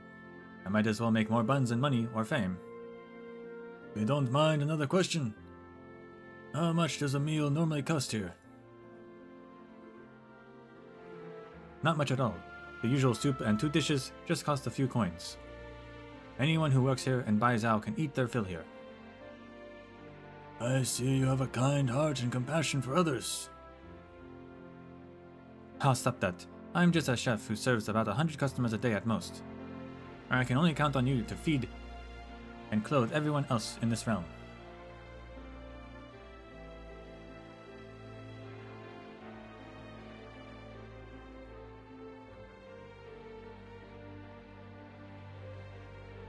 A free meal and a lesson to boot. Lucky me. I just hope you don't get mad at me. I just like to aimlessly chatter with customers about everything under the sun. Your restaurant has been here a long time. Not wrong. How are your finances? Now that's a headache. You see, this little store of mine can barely make even. It's all thanks to the abundant crops from the Dao Huang and the fast deliveries from the Qi Dao that I can keep my store running. Otherwise, I'd have to raise the prices. Are you sure you're not trying to give credit to your siblings?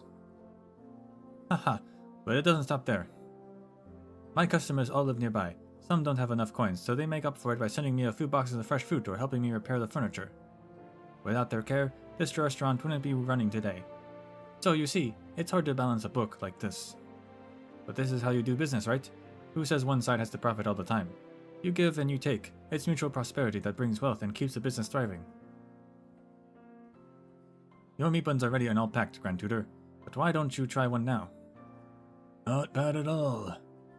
A word of advice. Don't take any more lessons from your businessman brother.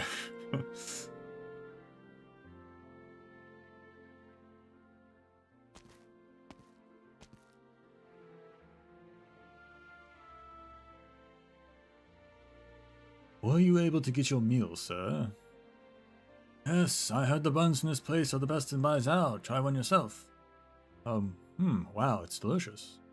Alright, I'm ready to head back on the road. Where to? Changshu. Ooh, that was right before Changshu, okay.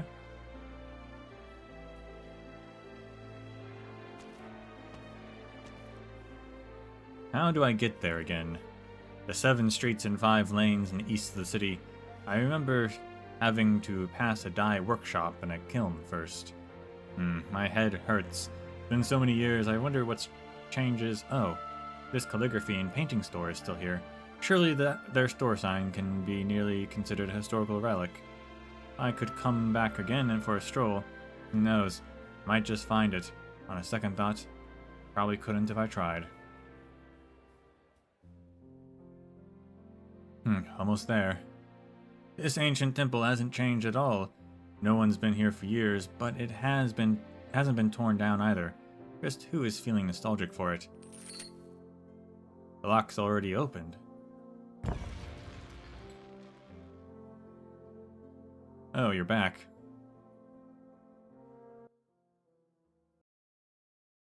That was short.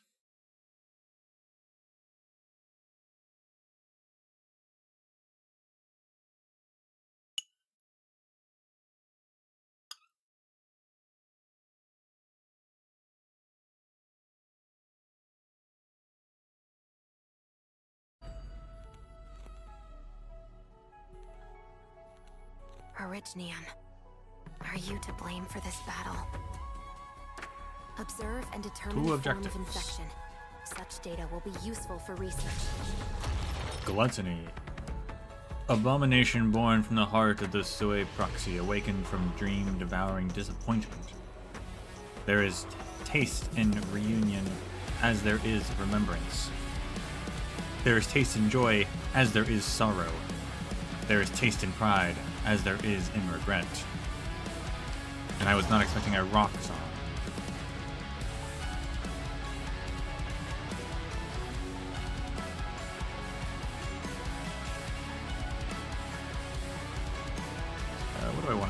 A new challenge. Feels fresh. Losing sight. Your lives are mine to protect. So long as you're here, have some hot soup before you go.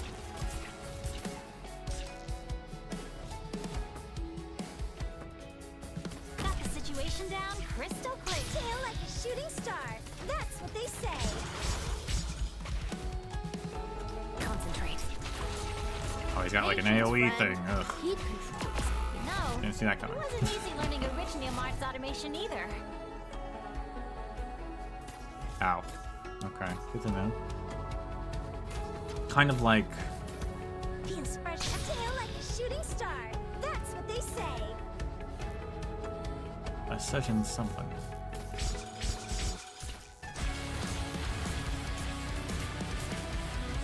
Spring breeze, timely rain.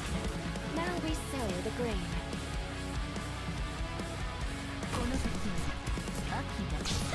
Listen, sight.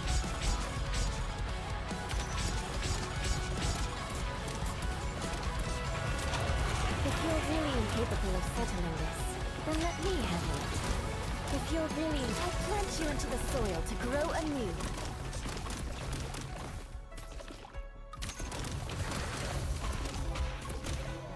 Does a lot of that does a lot of damage. How am I supposed to have anyone keep him alive? Tail like a shooting star. That's what they say. Moving to designated location.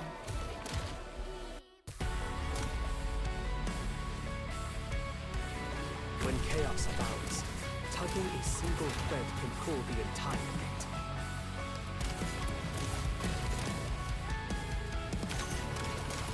The situation in such violence will not be tolerated.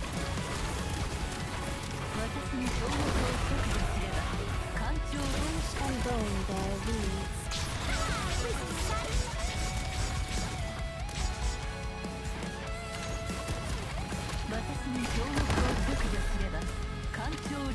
Such violence will not be tolerated.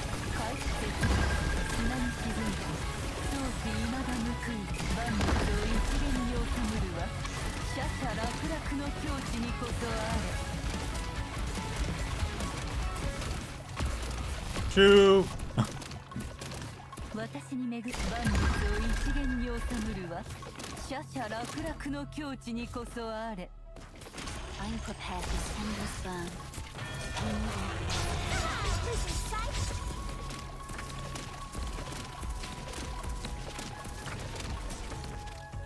So long as you're here, have some hot soup before you go. Concentrate.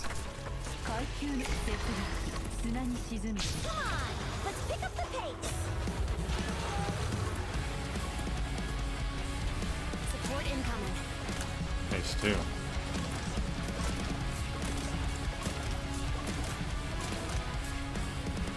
War. A word I've not heard in a long, long time. I wasn't supposed to sow the mountains when summer leaves the white dew. Seed the plains when equinox paints russet hue. Feels fresh. Losing sight. Where do you wish to fight Clan Dublin? Tough to swallow, huh? Try to behave yourself next time. What is that over there? That like a mouth? What kind 階 of 級の玉皿に積もる eldritch mouth? 階級の玉皿に積もる恨みはいつか知らん私に東国を直除すれば官庁倫理たり I wasn't sow the mountains when summer leaves the white dew. Seed the plains. Zelda did a lot of damage. 砂に The 沈む boss Tough the to first time swallow, around. huh? Try to behave yourself next time. Go no further. This road's closed. 私たちは砂に沈む早期未だ報い私たちは砂に Feels bad to lose your target, doesn't it? What was that? That was weird. 私たちは砂に沈む Such violence violence will not be tolerated. Quickly, don't go over to a pub. Why are people like? Why are the enemies slightly blinking around? That was weird. Flesh and bone bear weeds. Mounds and ruins gleam fields. From here on, such violence will not be tolerated. Mission accomplished. I think Zola was MVP of that, actually.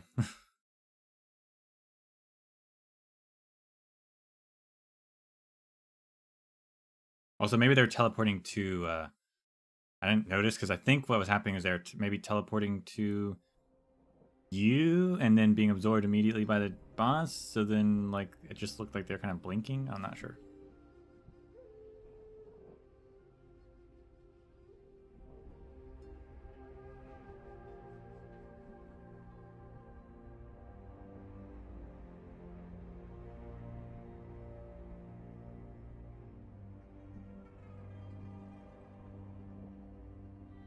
Why should anyone be born destined to bear all of this?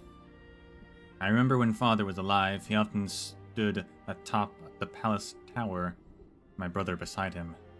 Father often said this: water can carry a boat, but also sink it. Likewise, this great height where we stand can also be the start of a plunge into the abyss.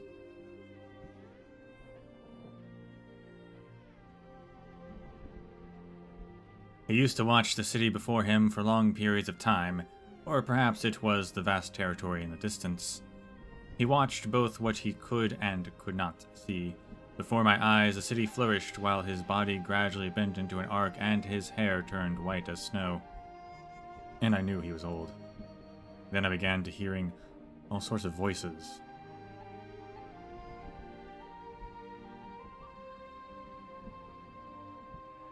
The True Lung is an authoritarian dictator who has imposed many harsh policies. Great Yin will be in trouble if this continues for long.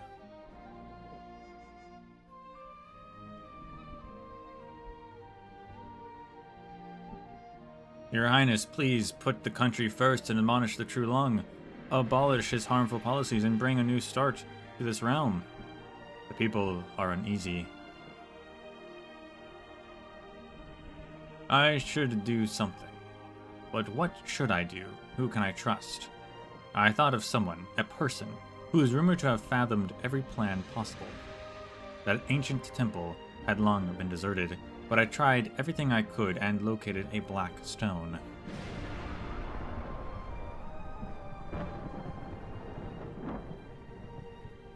What do you want? A solution for Yin and my elder brother. And why should I help you? Help me now, and in time I will spare your life. How amusing. You are bold, young Lung. A solution is not difficult, but it comes with a price. Are you willing to pay that price?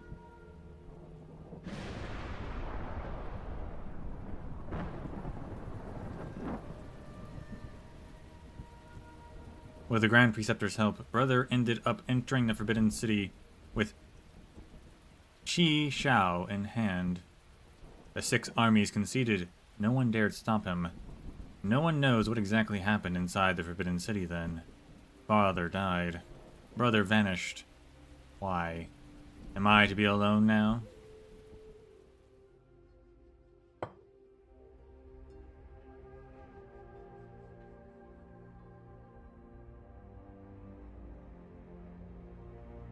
What is the meaning of this bowl of noodles? I made some longevity noodles just for you. Aren't you gonna try it? Why? Because today's your birthday, right? A little squirt told me that the True Lung's birthday is the day after the Mid-Autumn Festival, but he celebrates his birthday together with the festival out of humility. I know a little something about hiding your birthdays myself. I just thought it was so sad a man of such high status to not get to decide when to celebrate his own birthday.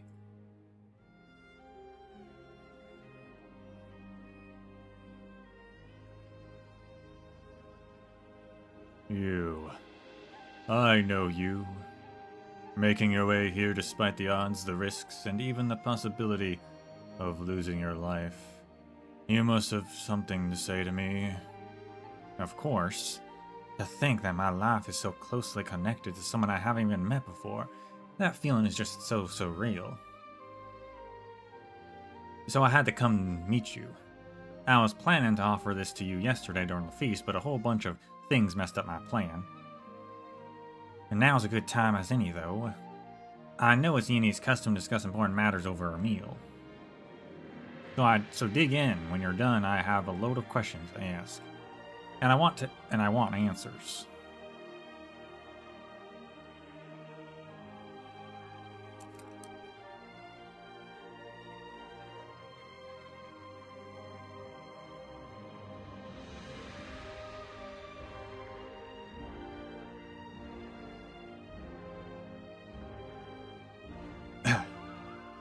There's so much dust on the table.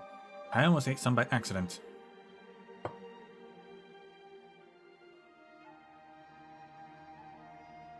A bit sad that but not surprised the True Lung is just a dude.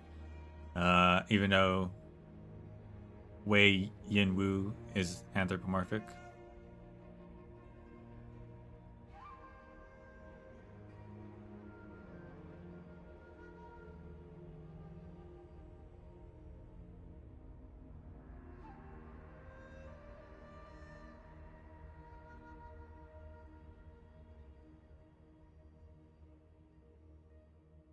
Ew. It's me. What's with the attitude? Not happy to see me? I didn't think you would be the last one to get in my way. Get in your way? What for? I've got better things to do. I just want my worrisome brother who hasn't been home in a long time to have a proper meal. After a century, the first thing you do is return to this rundown temple. Do you feel like you haven't been locked up in here enough? Or do you actually like it here?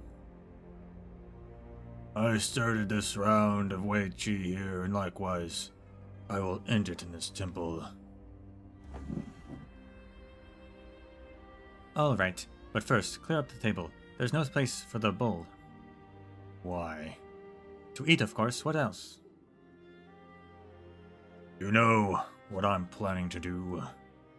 Whatever it is, you shouldn't do it on an empty stomach.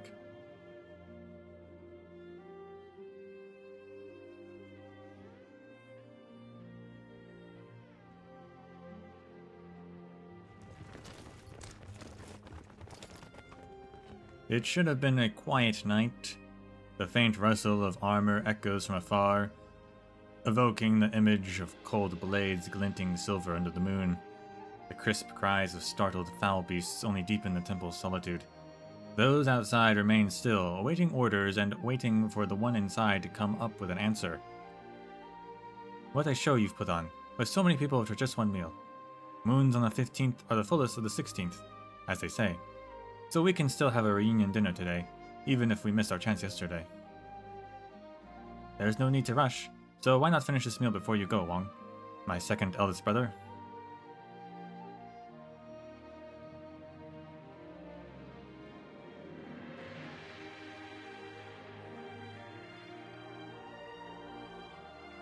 Is your second Imperial Majesty surprised to see a woman who shouldn't exist? No. I looked for you for a long time. I just didn't think you would be taken so far away, hidden so deep. I only found out yesterday that I'm still alive because of a heavy price that someone paid for me. I'm afraid the story will be hard to imagine for your Imperial Majesty. But you know, I made it here without much trouble. It must have been your doing. So you probably have something to tell me too, right? Your very appearance here is itself the answer I seek. I know you have many questions. Ask them, whatever your questions, I shall permit them. That's so. I thought my mere presence would have angered you. To be honest, you're quite different from what I expected. A lot less furry. I thought the True Lung would be like the rumor said, imposing, indifferent, impersonal. How rude. You know well to whom you speak at this very moment. To be honest, not really. I mean, 2 weeks ago you were still just someone from the stories. When I was little, my dad told me lots of Viennese stories, historical classics, myths, and legends. But no matter what, He always spoke of the wise and strong emperor. An emperor who toiled for his people. He had to make major decisions for the whole nation. Every decree issued was in the name of an absolute justice. Great Yin thrived under his governance. Sometimes I asked him why not go back if he liked it so much. I was curious what this Yin was he always talked about was actually like. After all that curiosity, I got to tour around Baizhou these past few days. Saw a flourishing nomadic city where most of work and live in peace and contentment. So I figured these stories were true, and you're probably a good ruler. Your father. You probably don't remember him. He was just a nameless nobody to you. My guess is even a dish that offended you a decade ago isn't worth remembering. He wasn't actually my real father even, just acted out of his so-called morals and saved a baby he thought was innocent. I mean, definitely was innocent. Though, I think he was probably a good man, too. Gu Chuan. I remember it all. Actually, my dad talked about another Yenis, too, someone who was a teacher to many. He said that she devoted herself to the country to better everyone's lives, giving many scholars from humble backgrounds like him a chance to study. After I arrived in Baizhou, I heard a lot of stories and found out she wasn't someone from a fairy tale. Yin did indeed have someone like her, and I found out she was actually my relative. Your Imperial Majesty, could you tell me more?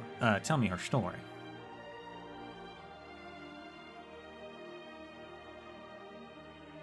He was one of the 3 Grand Ministers, admired by all, the stern and unyielding, a timeless role model, the Grand Preceptor.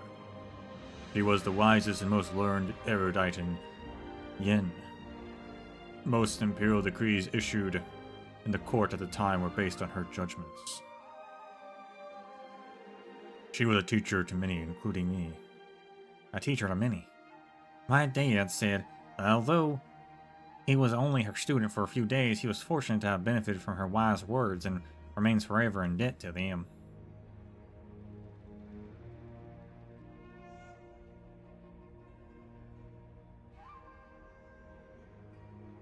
It's an ancient Uni saying, and I can't recall exactly, but it basically means that everyone has their own standards of right and wrong, so there's no universal definition. Despite this, people should still follow what's right in their hearts. In the worldly turmoil we tread, in our own conscience we trust. I remember it, she said it to me as well. Which brings me to my next question. As your teacher, what did she teach you? How to conduct myself as a person, as a minister, and as a ruler. Sounds complicated. What are the differences between the 3? As a person, to exercise decency and virtue, and to keep the house in order. As a minister, demonstrate utmost loyalty, and a concern to the nation and the people. And as a ruler, always put the people before yourself and to strive, govern wisely. Make decisions for the sake of the realm. My words weigh heavy and can never be rescinded.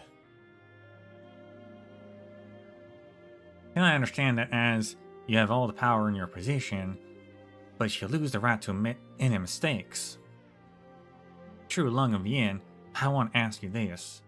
How did such a good person turn into a scheming traitor in everyone's eyes? Do you think she was falsely accused? No. No. This is wrong. Was she falsely accused? It was not the answer, but a solution. Sacrifice the life of one, so that the entire nation can be stabilized and its people pacified. True Lung, how do the noodles taste? Why? I hear it's hard to get even good food down when you're feeling bad over something. Do you have regrets?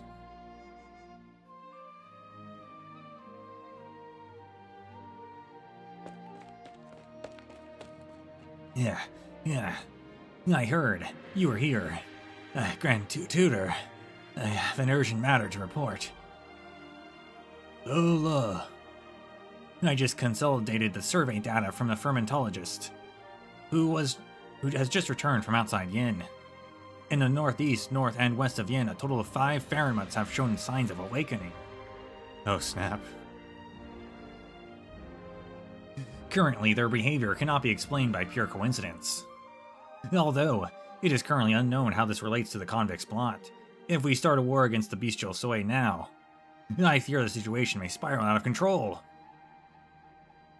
You don't seem surprised at all. Was this within your calculations as well?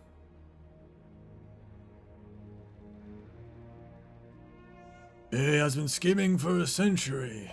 This is but one of his plots. After all that he has done, it cannot be mere mutual destruction he seeks.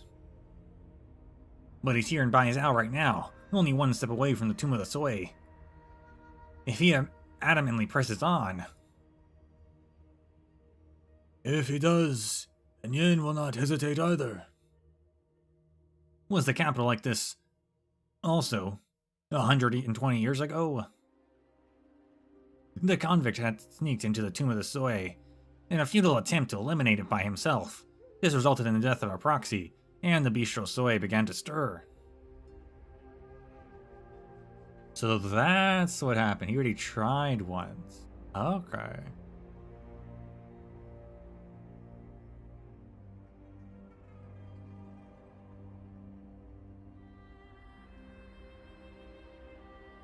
I looked through the Soy regulator archives. But I never managed to figure out how he entered the mausoleum in the first place. Just who helped him enter the Tomb of the Soy.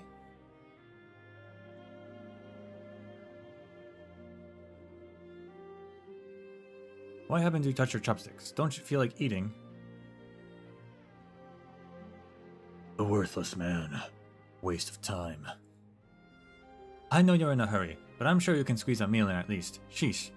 I didn't even complain about the time it took me to make all of these. Do you know how long I spent preparing this pot of soup? Tell me.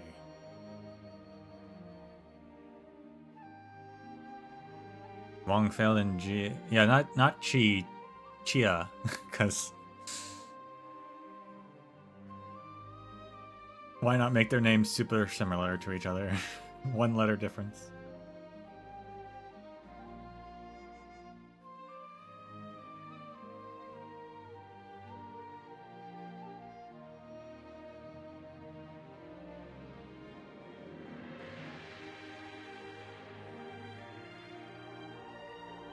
If we start counting from the moment you left, how about a century? Even longer if I include the time I spent scouring ingredients and figuring out what to cook. Have you found the flavor you were searching for, after all this time spent in preparation? No, I haven't. How could it be that easy? But I came to understand something. There is no perfect dish in this realm. No matter how long I let this pot of soup stew, there is no way I could include every single flavor there is in it. It's just one dish. Even a banquet spread of myriad delicacies will leave someone satisfied. But so what? People will always think about what to eat for their next meal. Saving what they didn't get the next time is what gives life hope and keeps life going. I remember a phrase my third eldest sister, as if you don't know that, taught me. What is truly complete becomes incomplete. That should be a shorter version of what I just said, right?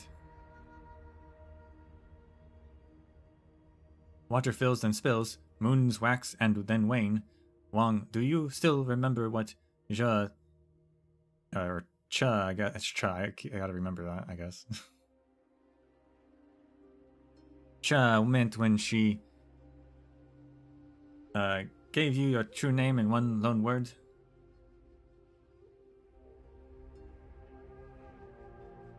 You came here to convince me. With all I've said, am I not also convincing myself?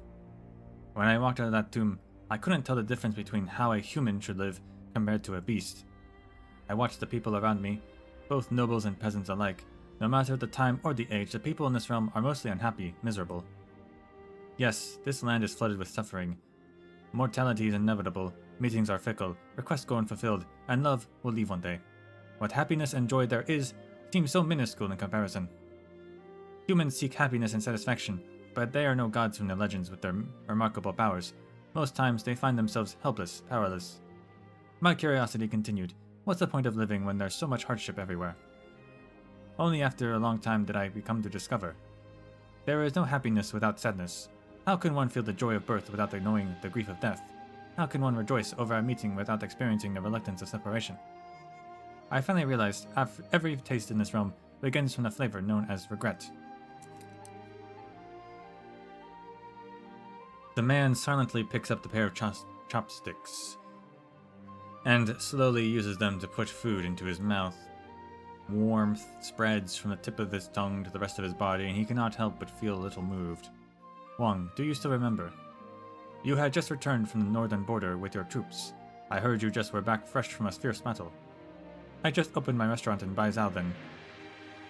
Chia was also in town for some errands, so the three of us enjoyed a rare dinner together. I still remember Chia made an exception and drank several cups of wine. She imitated our eldest sister's drunken posture. Writing poems on the wall, I never saw you so happy before.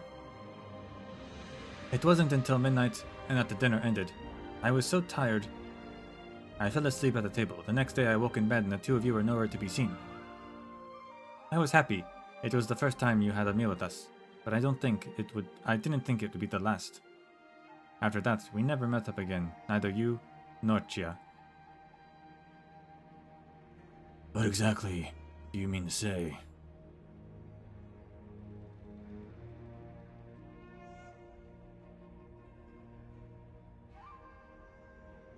At first, I didn't understand why humans insisted on having meals together. Afterward, I slowly realized I will eat well. A will to eat well also means a will to live well. People who eat together can help each other and live on together. It's hard, but I've always been hoping to eat together as a family again. I've imagined many times of how my big brothers and sisters would come back to Baizhou one day.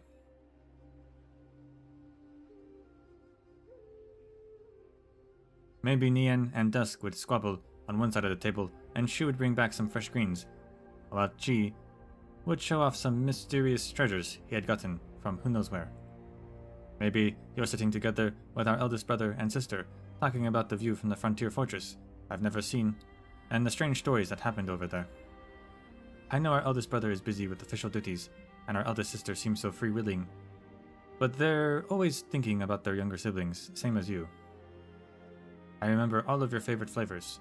I racked my brain thinking about what dishes to make for our feast. Even if we knew deep down the day might just never come. But I still keep on hoping because this is what keeps me from feeling hollow inside. It's what keeps my life going.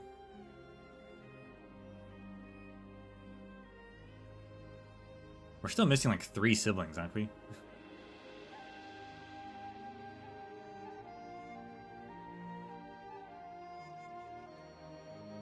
You know well it's an impossibility. Harboring these unrealistic ideals will only increase your burden. I know, but deep inside, I just can't stop thinking about it. It's just human nature to do that. To be honest, I missed Chia pretty deeply too. When she vanished, I spent every day thinking about her. I would think about her when I woke up, when I prepared meals. I remember how she taught me to read and write, and how she'd taste my cooking every time I would cry. That was when I learned how eternal separation tastes to humans. Of course, I know you feel the same. So, the regret and pain inside you, I can sympathize too. Sympathize? How exactly do you plan on sympathizing with what I've been through? You forgot. We are all I. I know you hate how the Soe regulator watched Chia die. You hate your eldest brother because he stopped you from taking revenge. You even hated Chia. Resented her for paying the price on your behalf. But the one you hate most is yourself. I know you, Wang. You're off to do something you have to do, and there's no way I can convince you to give up. I just want to say, you don't need to go in there ready to die. I can't bear to lose any of you. She gave you a brocade. Shu gave you seeds. The only thing I can give you is this bowl of soup. What is this? It's a power I've never used before. I combined it with everything I've seen and experienced over 100 years outside the tomb to make this bowl of soup. Just take it as a helping from you to you. Wong, my brother, I really want you to come back safe. The haggard-looking man is silent for a long time. He raises his hand as if wanting to wipe the tears off the young man's face, but ultimately his arms drop back down feebly. I didn't want you to get involved in this. You especially.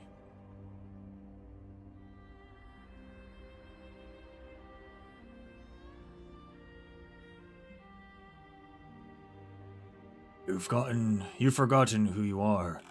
Forgotten the difference between man and beast, and even forgotten the answer you sought. Which is fine. You could have just lived on as you were. So why did you remember? And come here.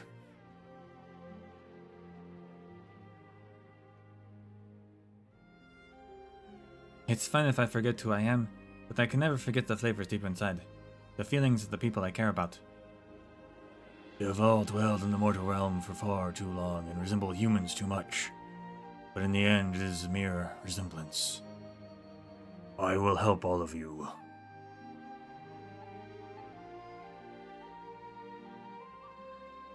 I will help all of you smash these fetters open. I will help you all find a place on this land. I will help all of you become human. Brother. The man puts down his chopsticks and bowl. He stands up and walks outside.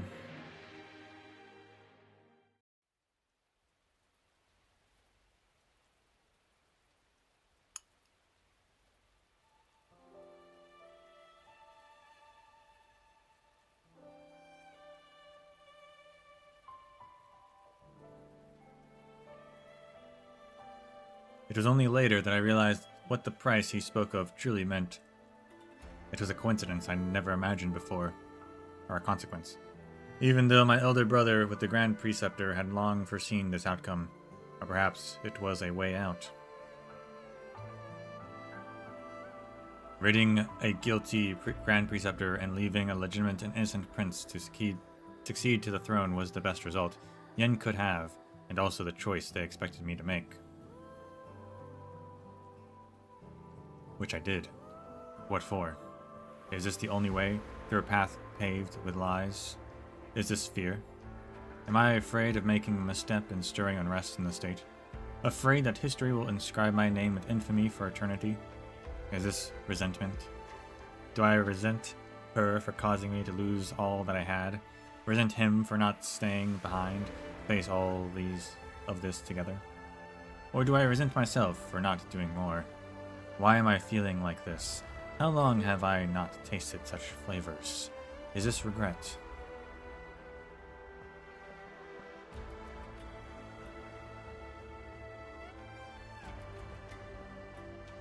You know well, it was a critical time. The true Lung had just died from an unknown cause.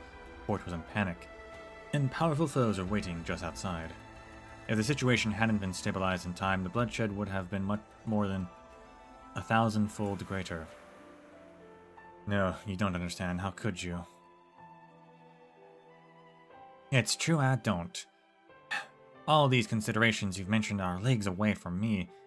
I couldn't even begin to imagine how it feels like being responsible for the fate of so many people. The most noble sacrifice I've seen was just a few idiots who shed all their blood on the battlefield and their ideals. But in your Imperial Majesty, you definitely know it's a lie, convincing the masses with this explanation. A lie that happened just because the people who will not allow the True Lung to make a mistake.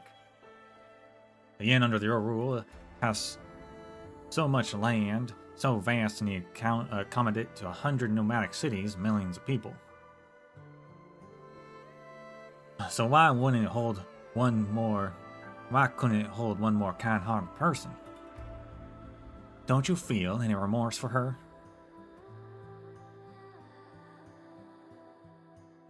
What choice should I make? What choice did I even have? How do I explain these principles to the one before me? No, why should I even tell her? Why did I meet her? What did I want to hear from her? Well, I get it. It's not a choice you make alone when considering so-called big picture. Truth is not always power when public opinion can triumph. Everyone sees that believes in different things. So-called truth only holds true to whoever claims it first. My dad had spent his whole life trying to find out the truth, but he chose to accept this. It's not because he forgave you. He just agreed with the result that you and that grand preceptor wanted to achieve together.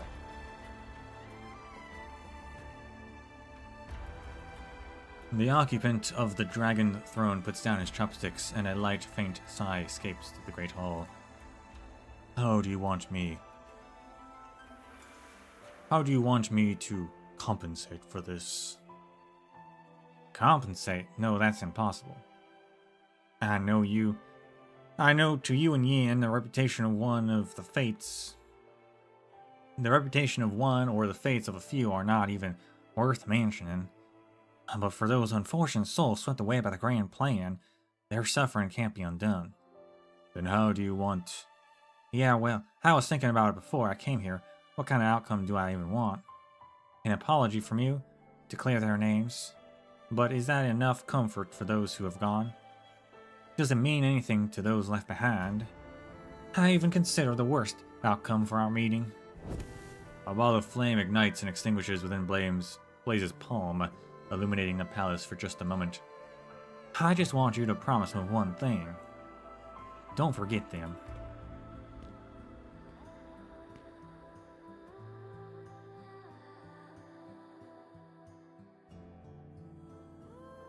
I said it before. There is no need to wait on me here.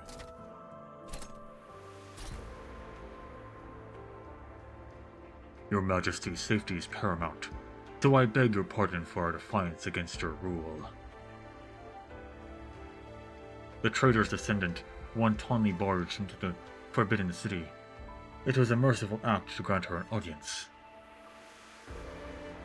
Shall we charge her on grounds of deceiving your Majesty? No. News from the Sui regulator. The convict has returned to the ancient temple. Both Tianqi's and the Imperial Guardsmen are already in position. Yumin is also ready for the battle. Shall we give the order to slay him at once? Pass on my decree.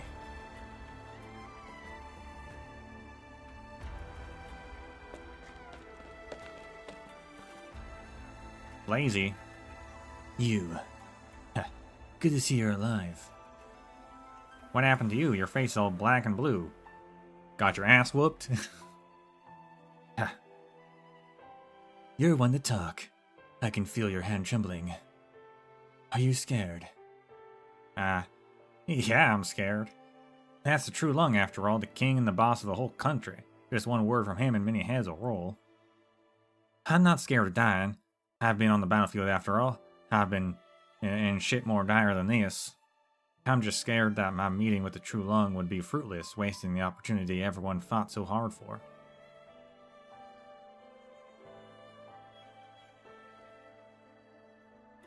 You idiot. Then tell me quick, what did you talk about with the true Lung? I asked him for an explanation for my dad and younger sister and a relative I never met. I couldn't see his face clearly, but I'm sure he felt. What's wrong?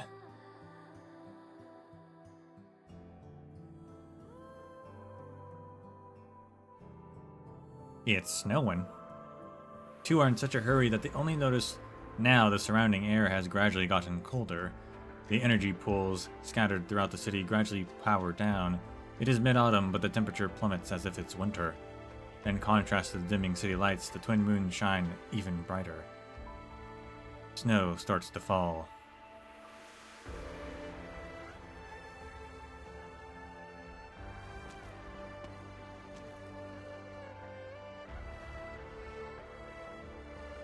Your time's almost up. We should go, Deputy Minister Yu. Put it on me.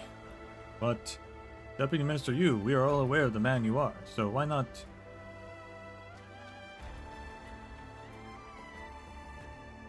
No minister should walk the conga in chains. Even suspects should be clapped in irons. And this is how you conduct yourself as a warden? Put it on me. As you say, forgive my dereliction of duty. Go slow, let us savor this moonlight. A snowflake falls through a window and landing on the prisoner's face. What is the weather like this in the middle of autumn? And we even have snowflakes. Guchuin, I've done what I promised you, brother.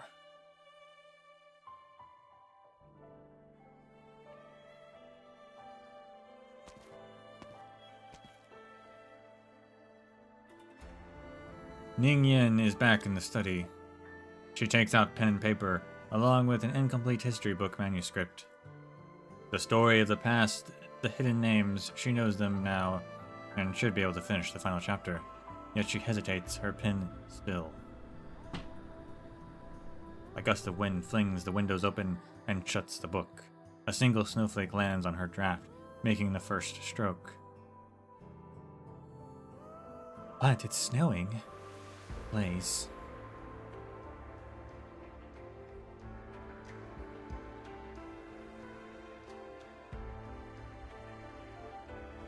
Is our shopkeeper still not here? Oh, he's really not here this time. It's fine. I guess I'm bound to never meet him. I vowed to show everyone a feast of 100 delicacies never before seen, but it turned out to be a joke in the end. I'm a joke myself, after all.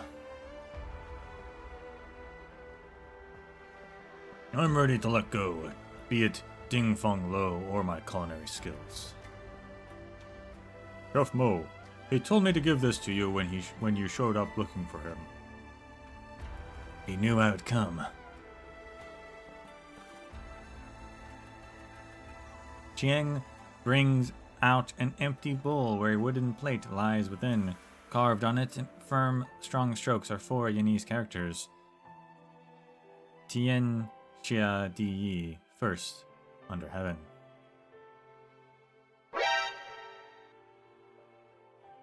I was told this title weighs heavy, but it cannot feed the hungry.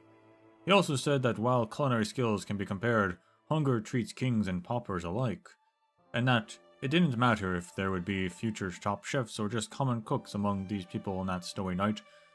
He would have made that pot of noodles for them anyway. The old man is struck dumb, and then immediately bursts into hearty laughter. Snow buffets his face. He has not felt that this awake or elated for a long time.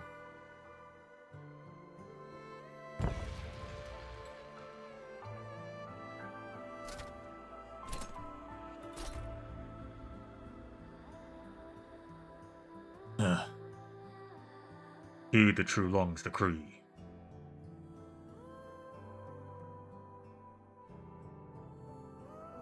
Mobilize 7/10 of the city's energy to open the tomb of the Sui. Yes. The Ferments are also the citizens of Yen, no different from humans.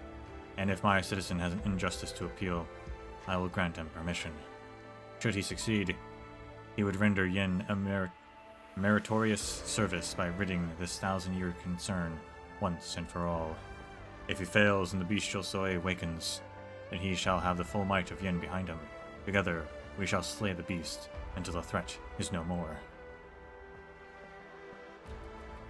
Your Imperial Majesty, do you intend to pardon the convict? Yes. There are many more I should pardon. I pardon the convict Fermat Wang for the crimes of manipulating the court and deceiving the Emperor. I pardon the Grand Preceptor for the crimes of false counsel, self-deprecation, and treason. I pardon the deposed Imperial heir Yin Wu for the crimes of dereliction of duty, abandoning his brother and failing to uphold righteousness. As for myself, failing to discern right from wrong, bringing justice upon the good, failing to prevent war, leading to the deaths of many. Crimes so heinous a pardon is impossible. Though unworthy of the throne I occupy, I must do what I can. I will ensure Yun's fate belongs solely to its people. I will settle my debt to this nation in full, and when that day comes, I will await judgment for my crimes. Yin Wu, it will be time for you to return.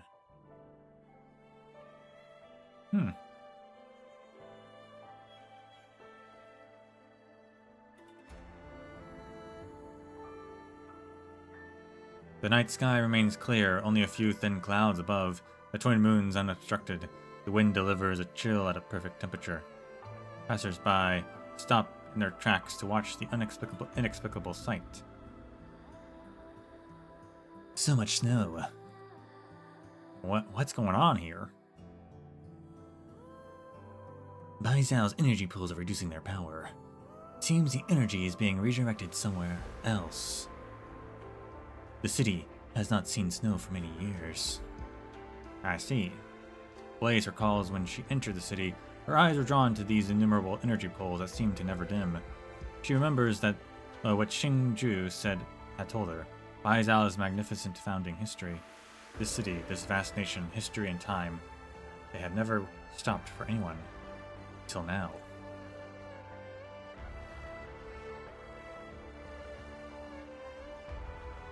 Lin Qingyan doesn't know that what that falls out of season carries special meaning in Yinny's stories. What are you trying to imply? The truth is now revealed with white. Heaven sends snow to finally right a long-standing injustice. The typical snow in summer story. Maybe, or maybe something else. Those who are gone, what they leave behind will eventually disappear just like the snow here. You. I know. I hope this snow will last a while longer.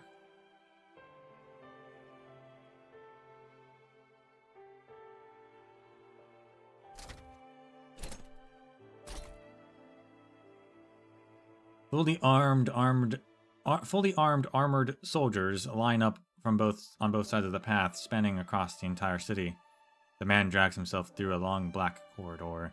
With every step he takes, he feels that ancient, enormous existence responding to his visitation.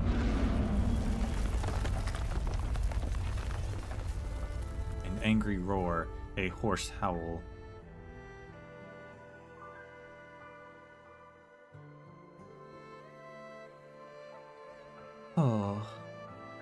Oh my head. This doesn't feel like the usual hangover from the Lusung wine I had last night. Alas, I see. It awakens from its farcical dream in inevitability.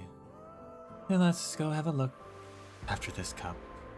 Let's see what scenes await at the end of this millennium-long dream. The poet looks into the distance. Clouds screen the sun, the realm obscured.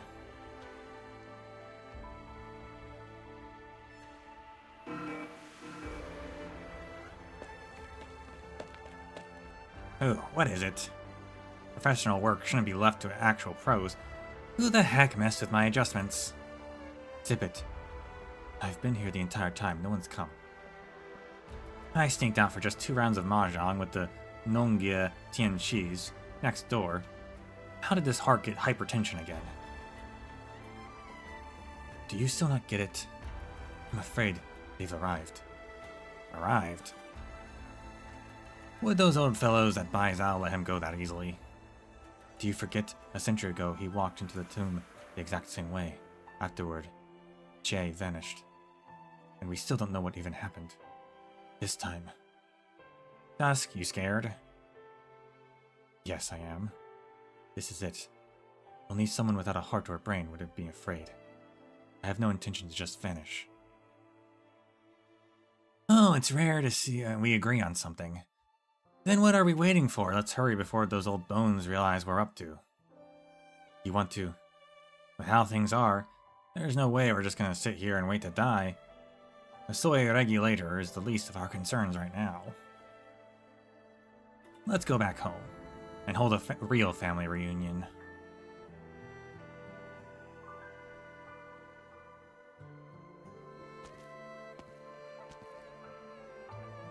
So it's you.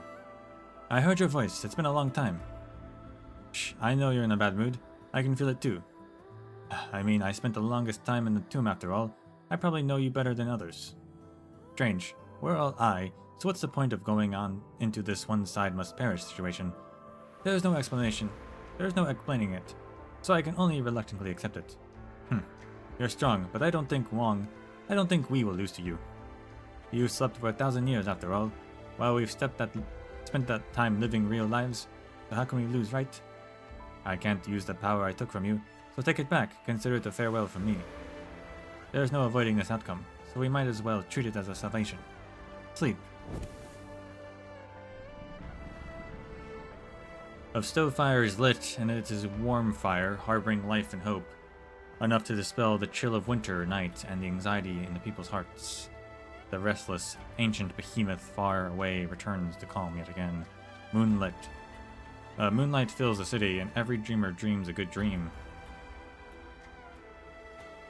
He can answer, he feels lost. Clarity he finds in worldly flavors. His life is a feast, an eternity of flame.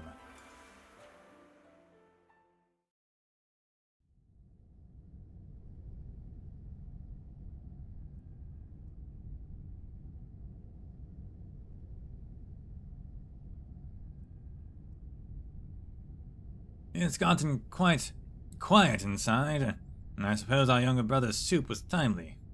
We ended up troubling him a little. Was your visiting him earlier not part of your plan? Truly, nothing gets past you. That is it. Shall we go together? No. Hand me the items. With this blade and what we got from our dear sister and youngest brother, our strength still pales in comparison. But at least the odds don't seem insurmountable. What now?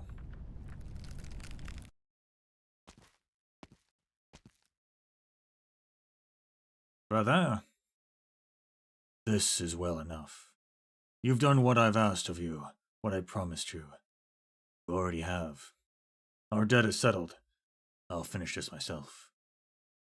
What's that supposed to mean? Things are finally even. If we have it your way, won't I be in your debt again? Leave, Chi.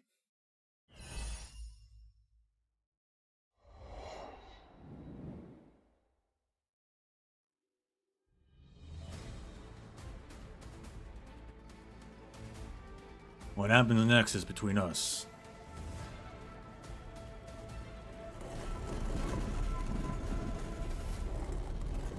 I've been playing against me all along in order to determine a winner. We have long since ceased to be your vassals. Now we must fight for victory or death. Just like the battle a millennium ago, this too is inevitable. Your arrogance, your indifference, it all stops here. Are you angry, afraid, anticipating?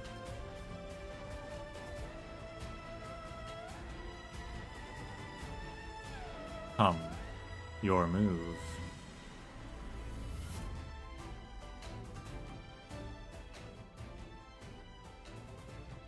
Good, good. I had no idea you were so clever and learned. I was going to ask you help me make my yathang, but with such a good head on your shoulders, I'm feeling a little bad now.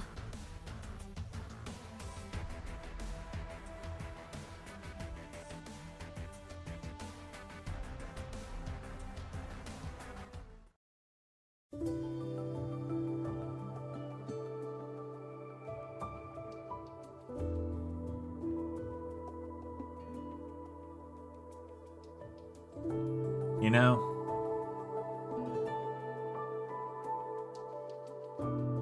I didn't expect us to not get an event fighting the soy. But, like, he's fighting it right now in this event, technically. So, like, the next one with Lin, I guess, like, that's not what I figured that was part of it, but I guess not. And of course, there's the integrated strategies. Is the integrated strategies going to be the fight? Is that, like, what happens in the fight is everything in integrated strategies? I don't know. But I wasn't expecting us not to get an event for that. it's like, I don't see how we can get a whole event. If it's happening right now, it's happening in this event pretty much.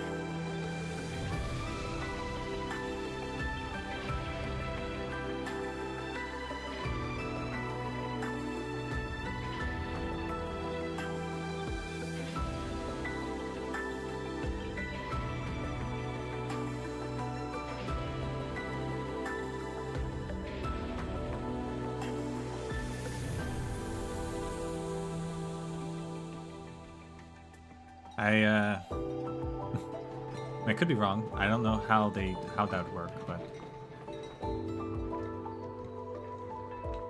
think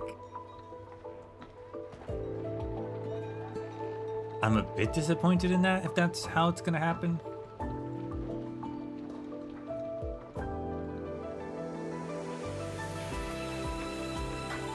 Like, we had this build-up,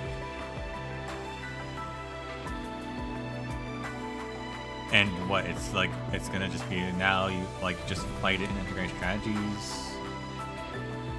If that's what happens. It's like, I was hoping we'd fight it.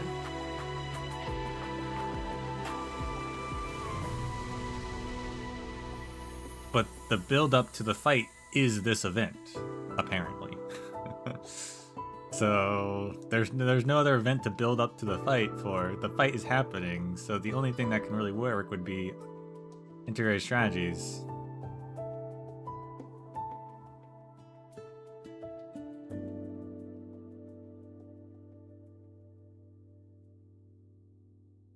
Which I guess doesn't need much of a build-up because there's not much story, there's just endings, really.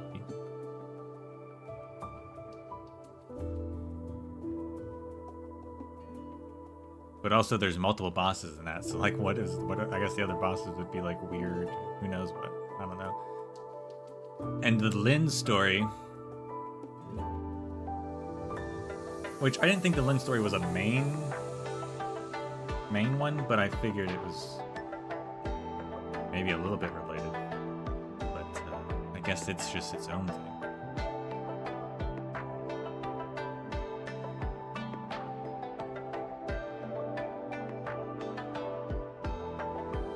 I guess more like that.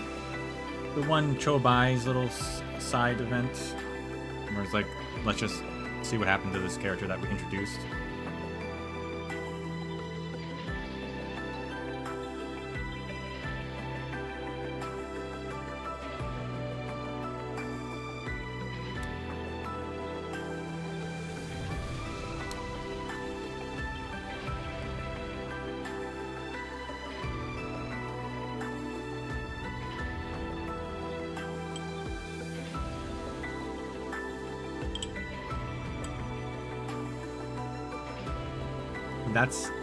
If that's how it plays out, I think I'm gonna be a bit disappointed, but I guess there's not much I can do about it.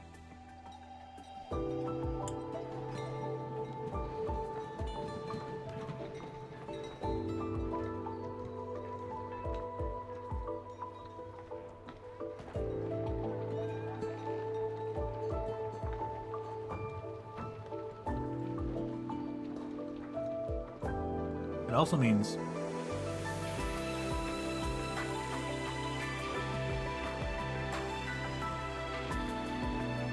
we're not getting all the siblings before the fight.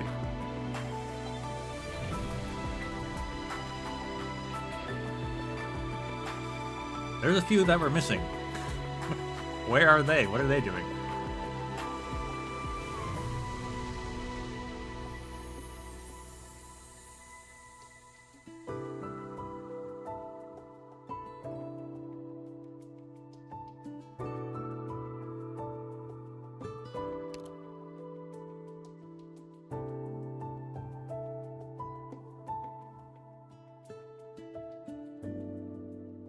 Waiting for the next event, but the story's over. Thought we had to get all of them together for the big fight, but if the fight's happening and they're not here,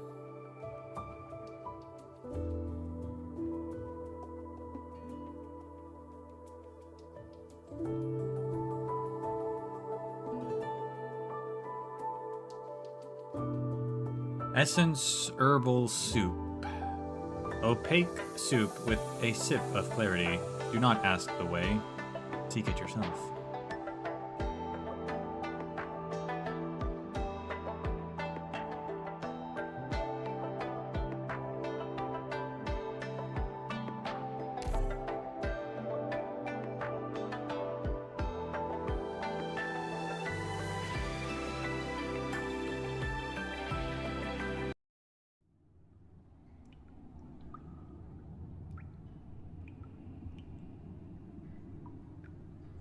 What night is it? A gloomy mausoleum sits in pitch black silence. In the chaotic darkness, even time seems to come to a standstill. How long has it been since the last sign of activity in here? But on this day, a new voice echoes in the tomb. Where is this? A tomb. Who am I? Unknown. Who are we? Or who are you? Also unknown. Though they did give me a name. Toy.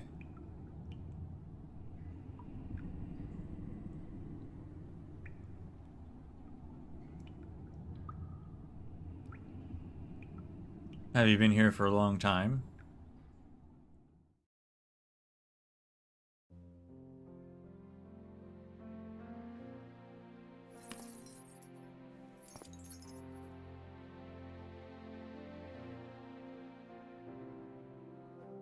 Or if you would, Mr. Yu.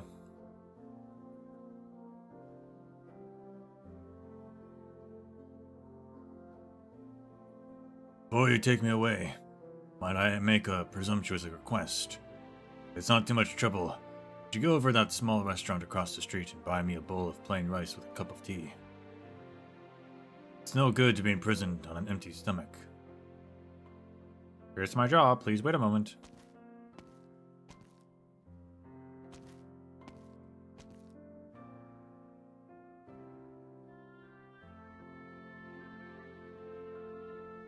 Are you going? The sentence has been passed. I can't very well dally around the Judicial Review office. I know, which is why I'm here to send you off today. You don't seem to resent me. Now that I know the whole truth, I find no reason to resent you. Although, I could resent you for not telling me earlier. If I did, I fear you might be clad in the same fetters as I have on me right now. I had to leave a few worthy successors for the Judicial Review office. Well, she quit, unless she got her job back. I've raised an objection to your conviction. In truth, if you feel this is unjust, you can request a review at the 3 organs of justice. Could you possibly think what I did is unworthy of a decade behind bars? But all that you did was ultimately for. What difference does it make? The law is the law, not the mere guide to what is moral. If I refuse to comply with the law today, how many more like me will be there in the future, and how much chaos will they create in the name of morality? It's unlike a disciple of mine to be spouting such words. I have been careless with my words. It's up to young people like you and those who follow this to steer the law closer. What many deem is right. I'll be waiting for that day, and since the pine tree on the mountain still stands, I'll be waiting for you to cut it down and craft me a coffin from its wood. By the way, why have you come here today not dressed in the Judicial Review officer's uniform? I've resigned. A thunderclap can illuminate a moment, but it cannot distinguish what is good or evil, true or false, for everything. There are many things I cannot perceive clearly. The pine tree remains on the mountain, but it is merely a tree. What the mountain climber sees in the tree depends on their intentions. I will return to the Tianqi Bureau and practice my craft for a while. Very well. Doing something you don't understand with muddled eyes will never bring you any achievements.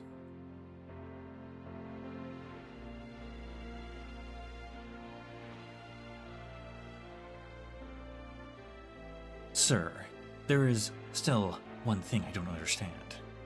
Why exactly did you insist on investigating the Grand Preceptor's case? Why do you ask?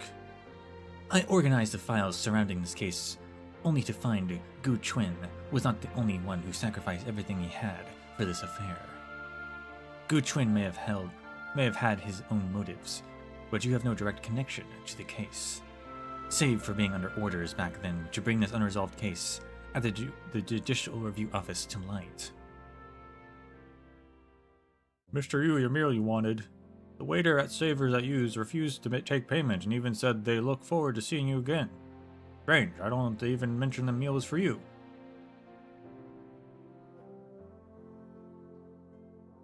I recall meeting Gu Chuan at a restaurant several decades ago. When he imparted this to me, too many colors blind the eyes, too many flavors dull the tongue.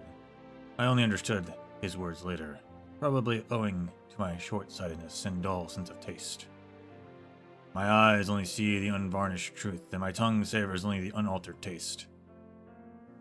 Man clad in prisoner attire turns around and takes one last look at the plaque above the doors of the Judicial Review Office in the courtroom behind the doors. He bends down, scoops up a handful of unmelted snow under a cypress tree, and sprinkles it onto his rice bowl. Gross. He finishes his meal in a few mouthfuls. Tasty.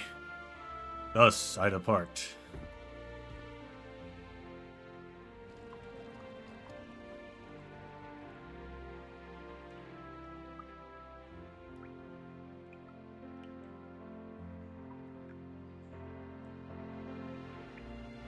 Why are you here? Because of a mistake, an oversight. I can feel it. You're in so much pain, so much anger. But after so long, your wound is healing, your rage subsiding. You sound exhausted. Yes. My consciousness, my soul, it has split into multiples. Just like you. Where did they go? Outside the tomb, they call it the mortal realm. The mortal realm, is it a beautiful place? Not at all.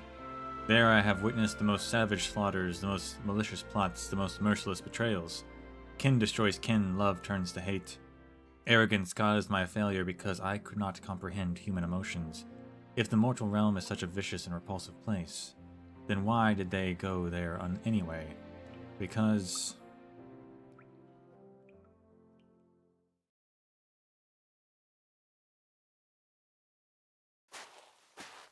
Oh boy, it's Ya.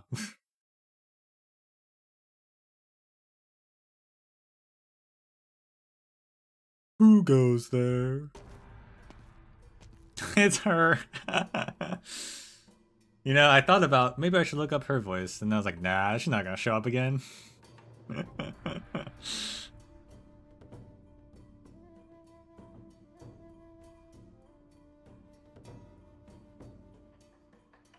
No way would she. I doubt she'll ever show up again.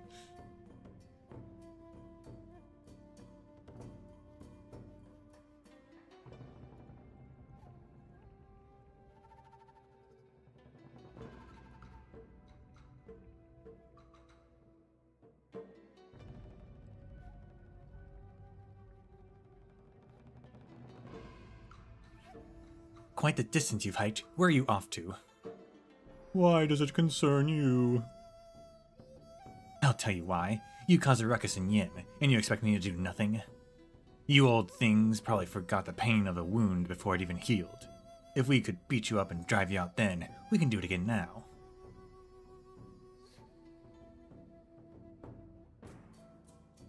With just yourself? Laughable.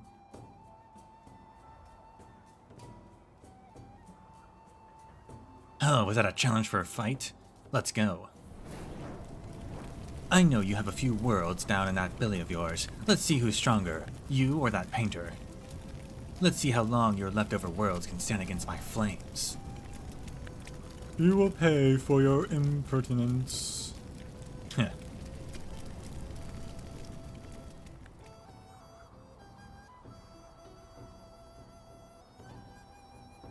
Forget it. If there's no use in killing you, You'd only mold another body to life just like before. If this is your excuse for backing down, I accept. I can't be bothered to argue with you, but before I relocate your true form and off you for good, there's a question I want to ask. I'm curious, what exactly did that Wei Chi failure promise you to make you obey his orders so willingly? No, not just you, all of you. His plots do not concern me. We only share some common goals. The one I seek is that disgraceful traitor imprisoned in a tomb. If you only wanted revenge, you would have just killed his proxies one by one, then wait for it to die in a war with Yin. So many years have passed. Your so-called kin on this land surely only number a few now. You're just feeling nostalgic. This human emotion is what makes you different than beasts. Absurd. No, nope. That can't be the only reason why you've conspired with him. Don't think you can fool me. In all these years, Yin has always kept a few pairs of eyes on you. Are you a lot still thinking about that thing under Bai Zhao?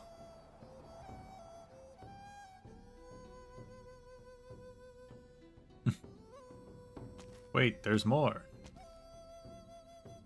Did you think the soy was the only problem? I did wonder, what was the point of the gathering the other Farron months then?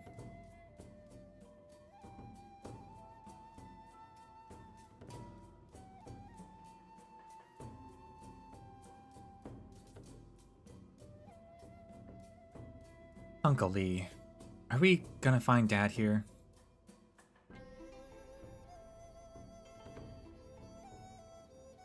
This was the only place I got after asking around. After so many years apart, it's the first time I was hoping news about him would turn out to be false. But I can't think of anyone else who'd fit the bill. Someone so obsessed with martial arts that they've fought everyone worth fighting and even intentionally injured others on multiple occasions. How did he end up like this? No clue.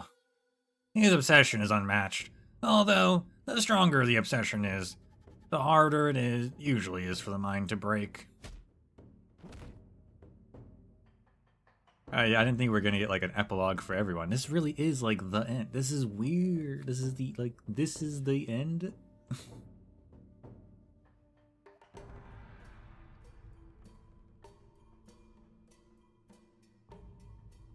If they were watching, yeah, I doubt that he could have done the damage last time. Except the Grand Commandant let him do that. That's the problem.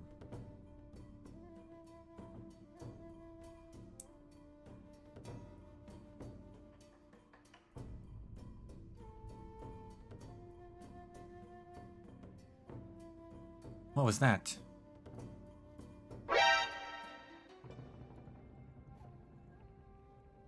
Waifu. We'll find him soon. But be careful. You might be the only one who can wake him from his madness. Let's go, Uncle Lee. Yeah. Was the blade falling into his hands truly a slight of fate? Ling Shun, or Ling Shun. If something were to happen to Huai Tianpai, it'd be on your head.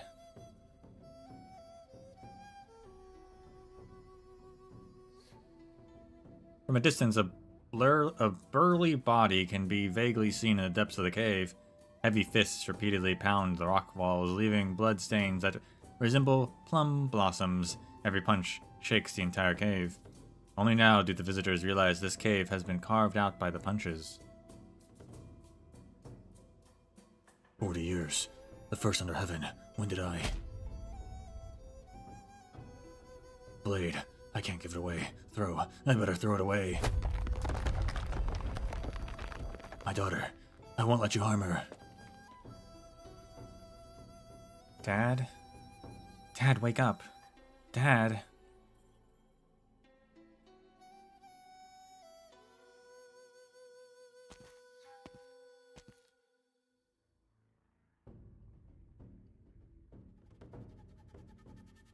You can almost see Bai Zhao from here. Visiting this post house was unexpectedly turned into a trip down memory lane. What, you lot insist on following me? So why the silence now?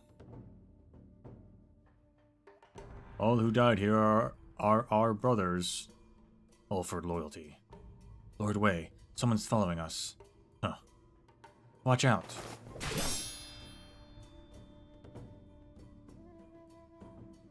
Impressive swordplay.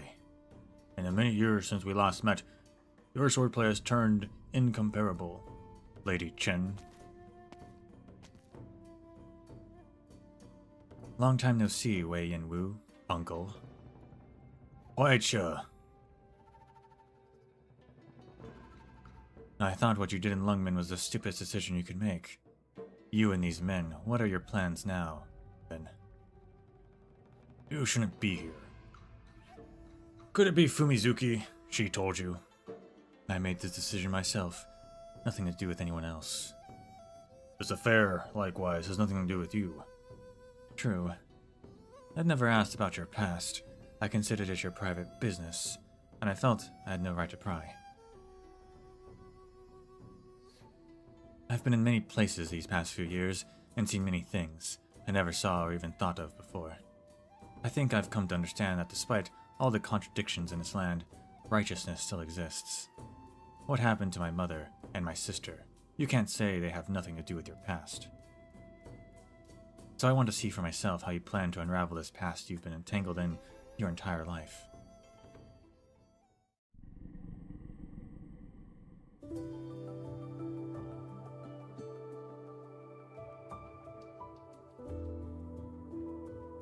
I seem to suddenly remember many things. Things I saw within an enormous body, through eyes I can see through the mist. You are a part of this consciousness, so it is only natural you possess the same memories. But the mortal realm I saw is different from what you described. So what did you see? A fire. At the very beginning, people congregated to fend off ferocious wild beasts and started a fire to light up the cold nights. They gathered around the flames, forged all sorts of tools, and cooked all kinds of dishes. Their faces bore many expressions I cannot comprehend. I really want to know what those feelings are. Such a thought is very dangerous. Dangerous. Your kin, the proxies, who are already roaming around the mortal realm, entered it with similar thoughts, but the only thing awaiting them was endless torture. Did they all want to become human? Before I became one, first I want to know, what is humanity? Where should I go to look for my answer? Just go. Take a walk in the mortal realm. A cacophony of emotions and desires will bring endless suffering, give thought form, and it will resemble the dawn of chaos. Fall into its fetters, and you will never break free. You're not afraid. My...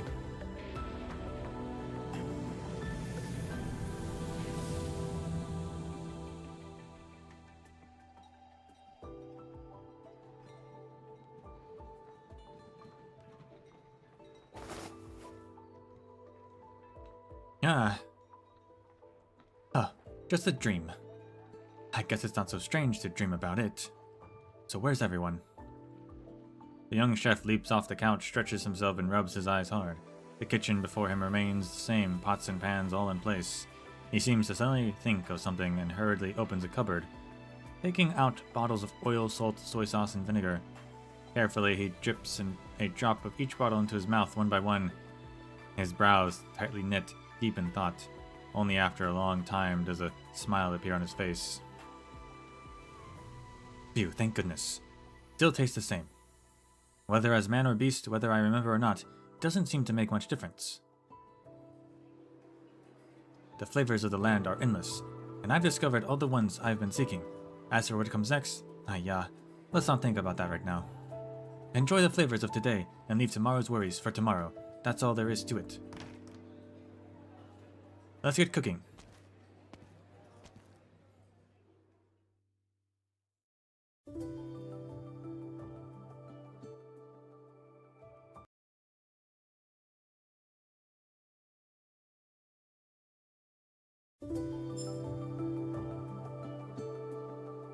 Chongya mysteriously disappeared.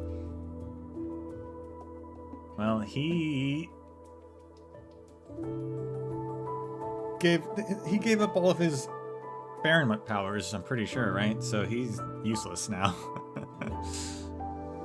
He became a true mortal.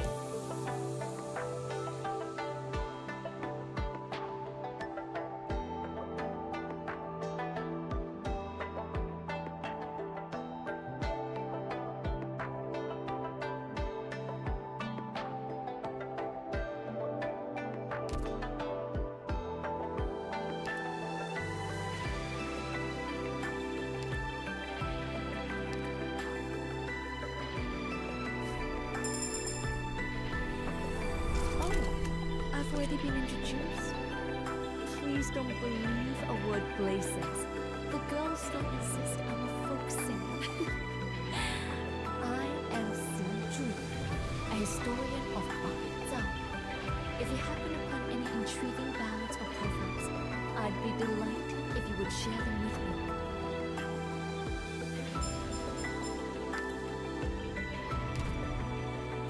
The music's so loud I could barely hear her.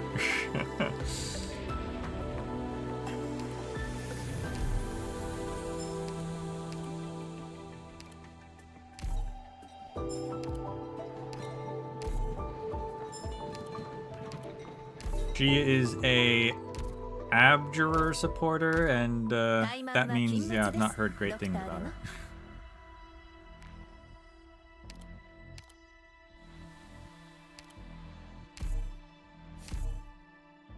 But unlike people saying Blaze sucks, and I don't believe them, I kind of believe them for her because, yeah, Abjurer supporters aren't the best class.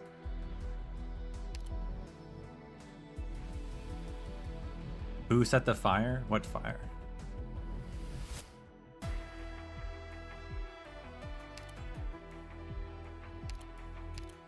What does she do? Forms a heal on targets within range. So she's got a heal skill. And then she grants Sanctuary.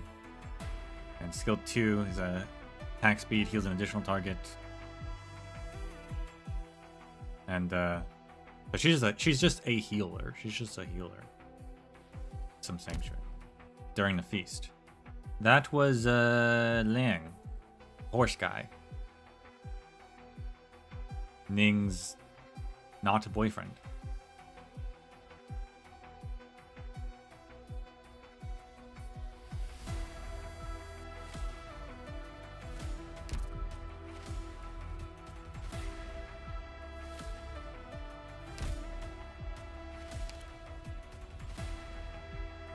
All part of the plan. The previous events made it seem like there was maybe going to be some sort of factional rift within the government over the matter of the Stoy sibling. But at the end there, it seemed like everyone was on the same page. So I guess maybe I misinterpreted it. I don't know. Or they changed their minds. I don't know.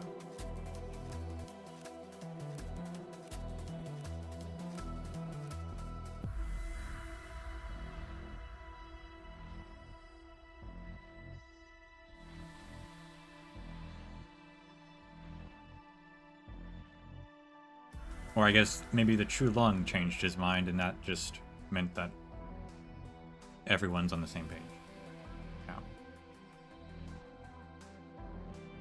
But at the end of Hear People Sow, we had the conversation between the Grand Commandant and the Grand Tutor, and they were like, seemed like they were on different sides. The Grand Commandant is the one who caused, like, let Wang free and helped Ya attack Human, like, did all that stuff.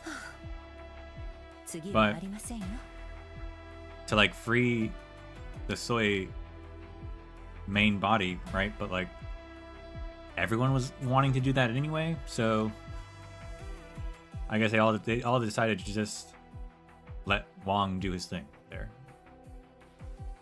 In part, thanks to Blaze. Inadvertently.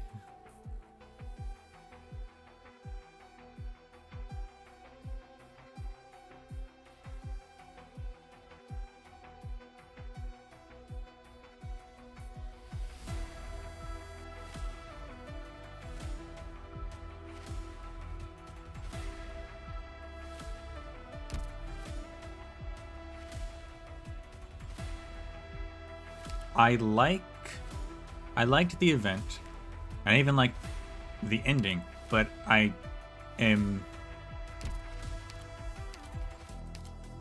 worried about what it means for the future of the whole story in this regard. Cause like that was like the ending of everything pretty much. We got epilogues for even side stories that aren't really important to the Soy sibling. And I thought there was gonna be more. I wasn't ready for this to be the ending in a sense. And now I guess it's just integrated strategies. So we'll see how I feel in a year, I guess, when it comes out.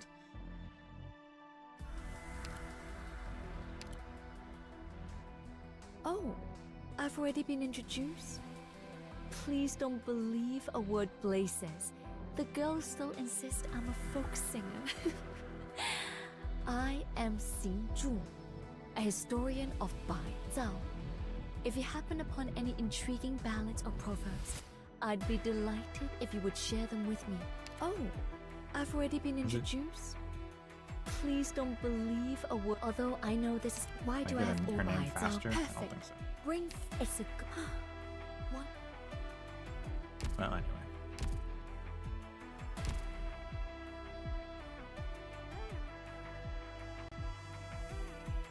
And no explanation as to why Blaze is a caster. Which is also a big fault in the story. Like,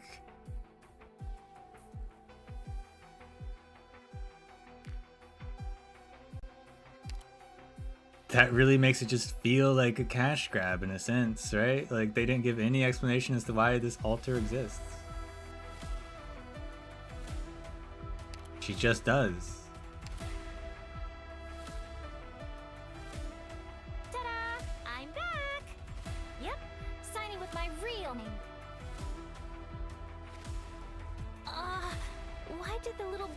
When she saw me. Not like I'm gonna give her an airlift hug during work hours. I've been acting weird? Huh.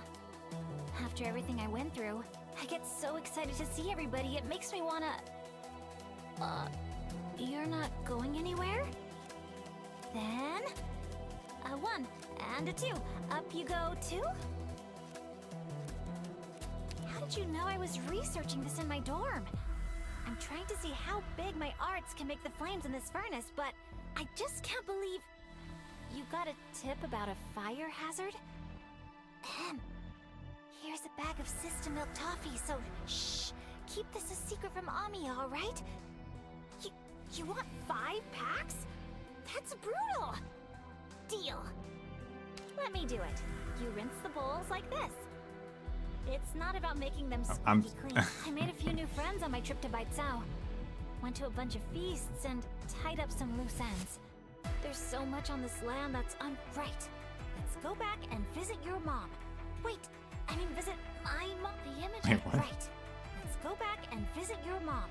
Wait, I mean visit my mom? Oh, that's even worse. Doctor, you heard all that?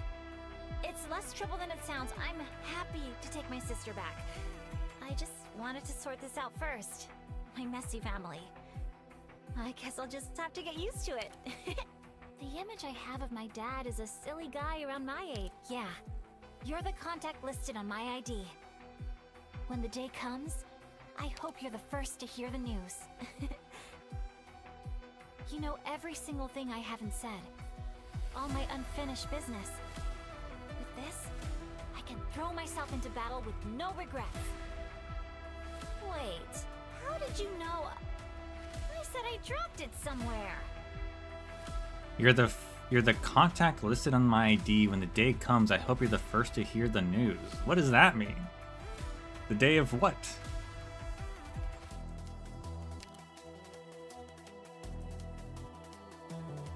That's trust level 3 dialogue. What does that mean? These sleeves are so tight, I can't stand it! Phew, much better. Shh, don't tell Eitsu. she's gonna nag my ears off about disrespecting her clothes again. Laser? What? Laser? That's not an E, that's an I.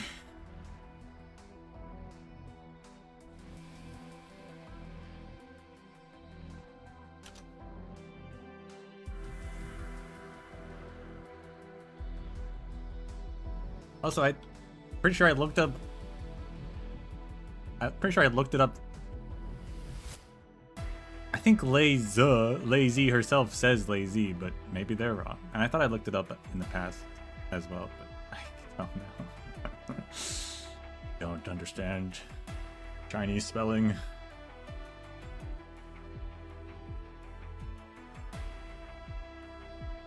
Doctor, you know I've poured over. Phew, gave me a fright. I thought you were gonna talk about work. There's something Good I want to caster. try. That's the only time she talks about it. You think just make me a good caster? I'll blaze the trail for you. The flames in the furnace surrender now, and I can still turn down the heat. Yikes, that's cold. My skin. This furnace even has medical uses. They say it heals any illness if you smoke yourself over it every morning and night with. What did they call it again?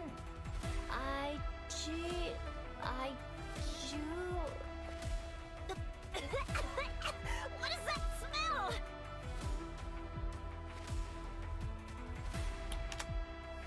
Nothing. Does her file say anything? Who wields powerful destructive arts over a wide area, able to handle both guard and caster roles. She plays a key tactical role in various combat operations. Hairdresser's log. There's no way to straighten hair that was curled by fire. Please be careful. Golden glow. That's nice.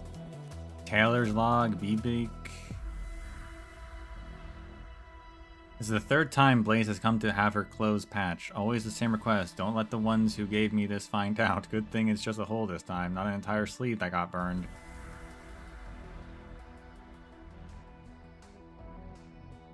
Mechanist. When Blaze first started studying the arts unit she brought back from Yen. Brought back from Yen? She didn't even grab it in the story. She just had it.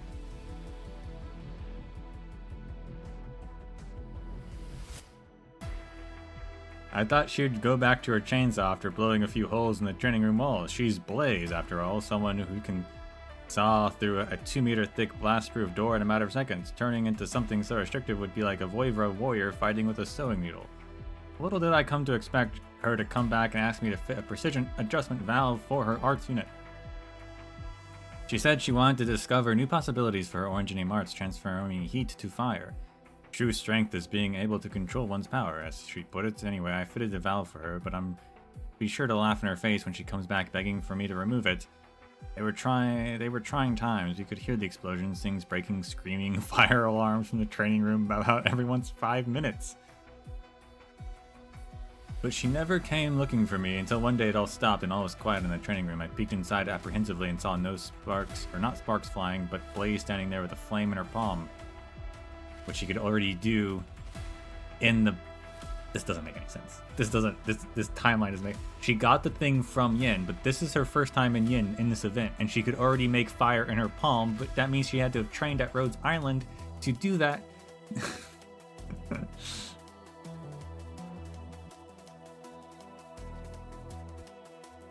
Blaze's innate Originium arts of simulation does not stand out among the elite operators. She's gotten to the point through hard work and raw willpower, as she always does.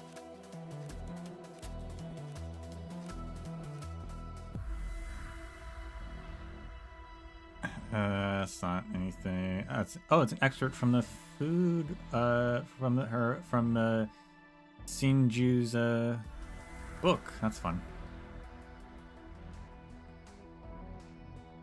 Blaze talks about her childhood.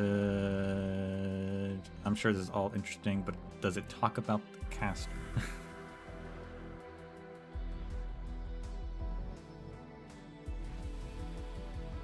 The names in bold are the ones alive, your true relatives. Oh snap. It wasn't easy putting it together, but as far as I know, there should be nothing missing. The exile was just relocating them to cities away from Baizao. The government is providing support now that the ban has been lifted. Not much, but at least they're being compensated for the suffering they went through. That's cool. You're not going to seek them out? I don't know. Let's say I do find them. What do I say to them? We never knew each other. What happens if I just show up and... That's interesting. Alright.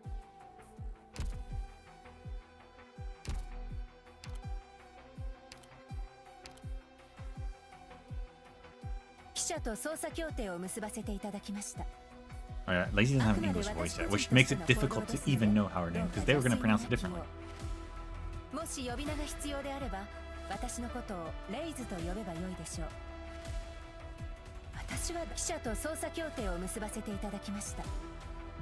あくまで私個人としての行動ですので、どうか邪推のなきよう。もし呼び名が必要であれば、私のことをレイズと呼べばよいでしょう。She does say Leizu. Alright, I'll change it in the future.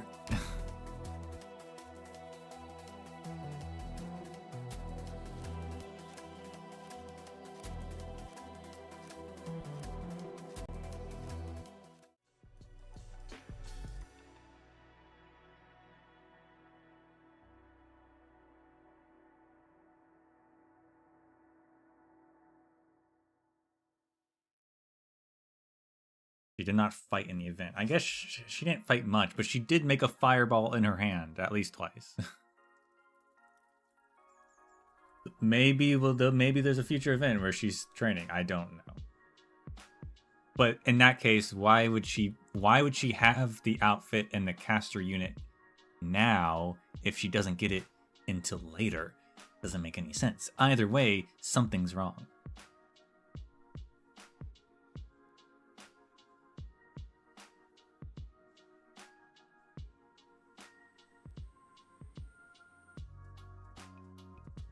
I'm calling them out. This is the first, well, I guess not the first altar, but we don't talk about Chen. This is the first altar I'm calling them out on. Doesn't make sense. Not because it's impossible for her to be a caster, but just because they don't give a reason for her to be a caster.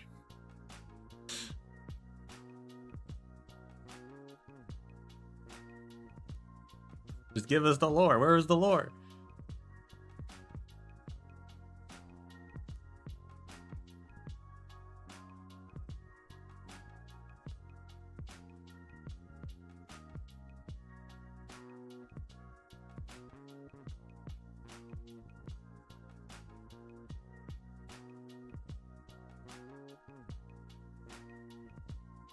If they can't justify this, how are they ever going to justify Eblana?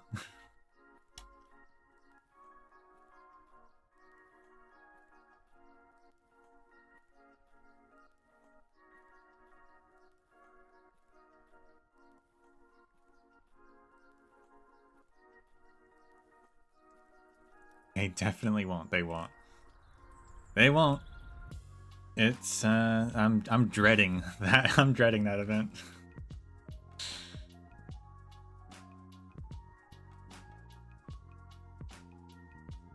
It's the first one I'm dreading.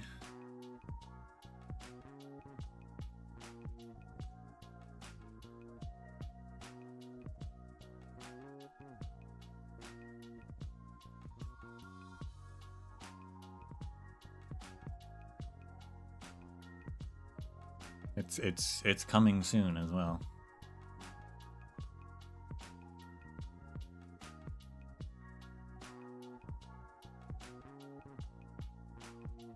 Alright. That's such is the joy of our reunion. I put the schedule for EX levels on Thursday, but of course that was me making a mistake again on how time works. So it's not going to be on Thursday. It'll be next week. We'll do EX levels. Is this a long event? Yes, it is. There will be S levels too.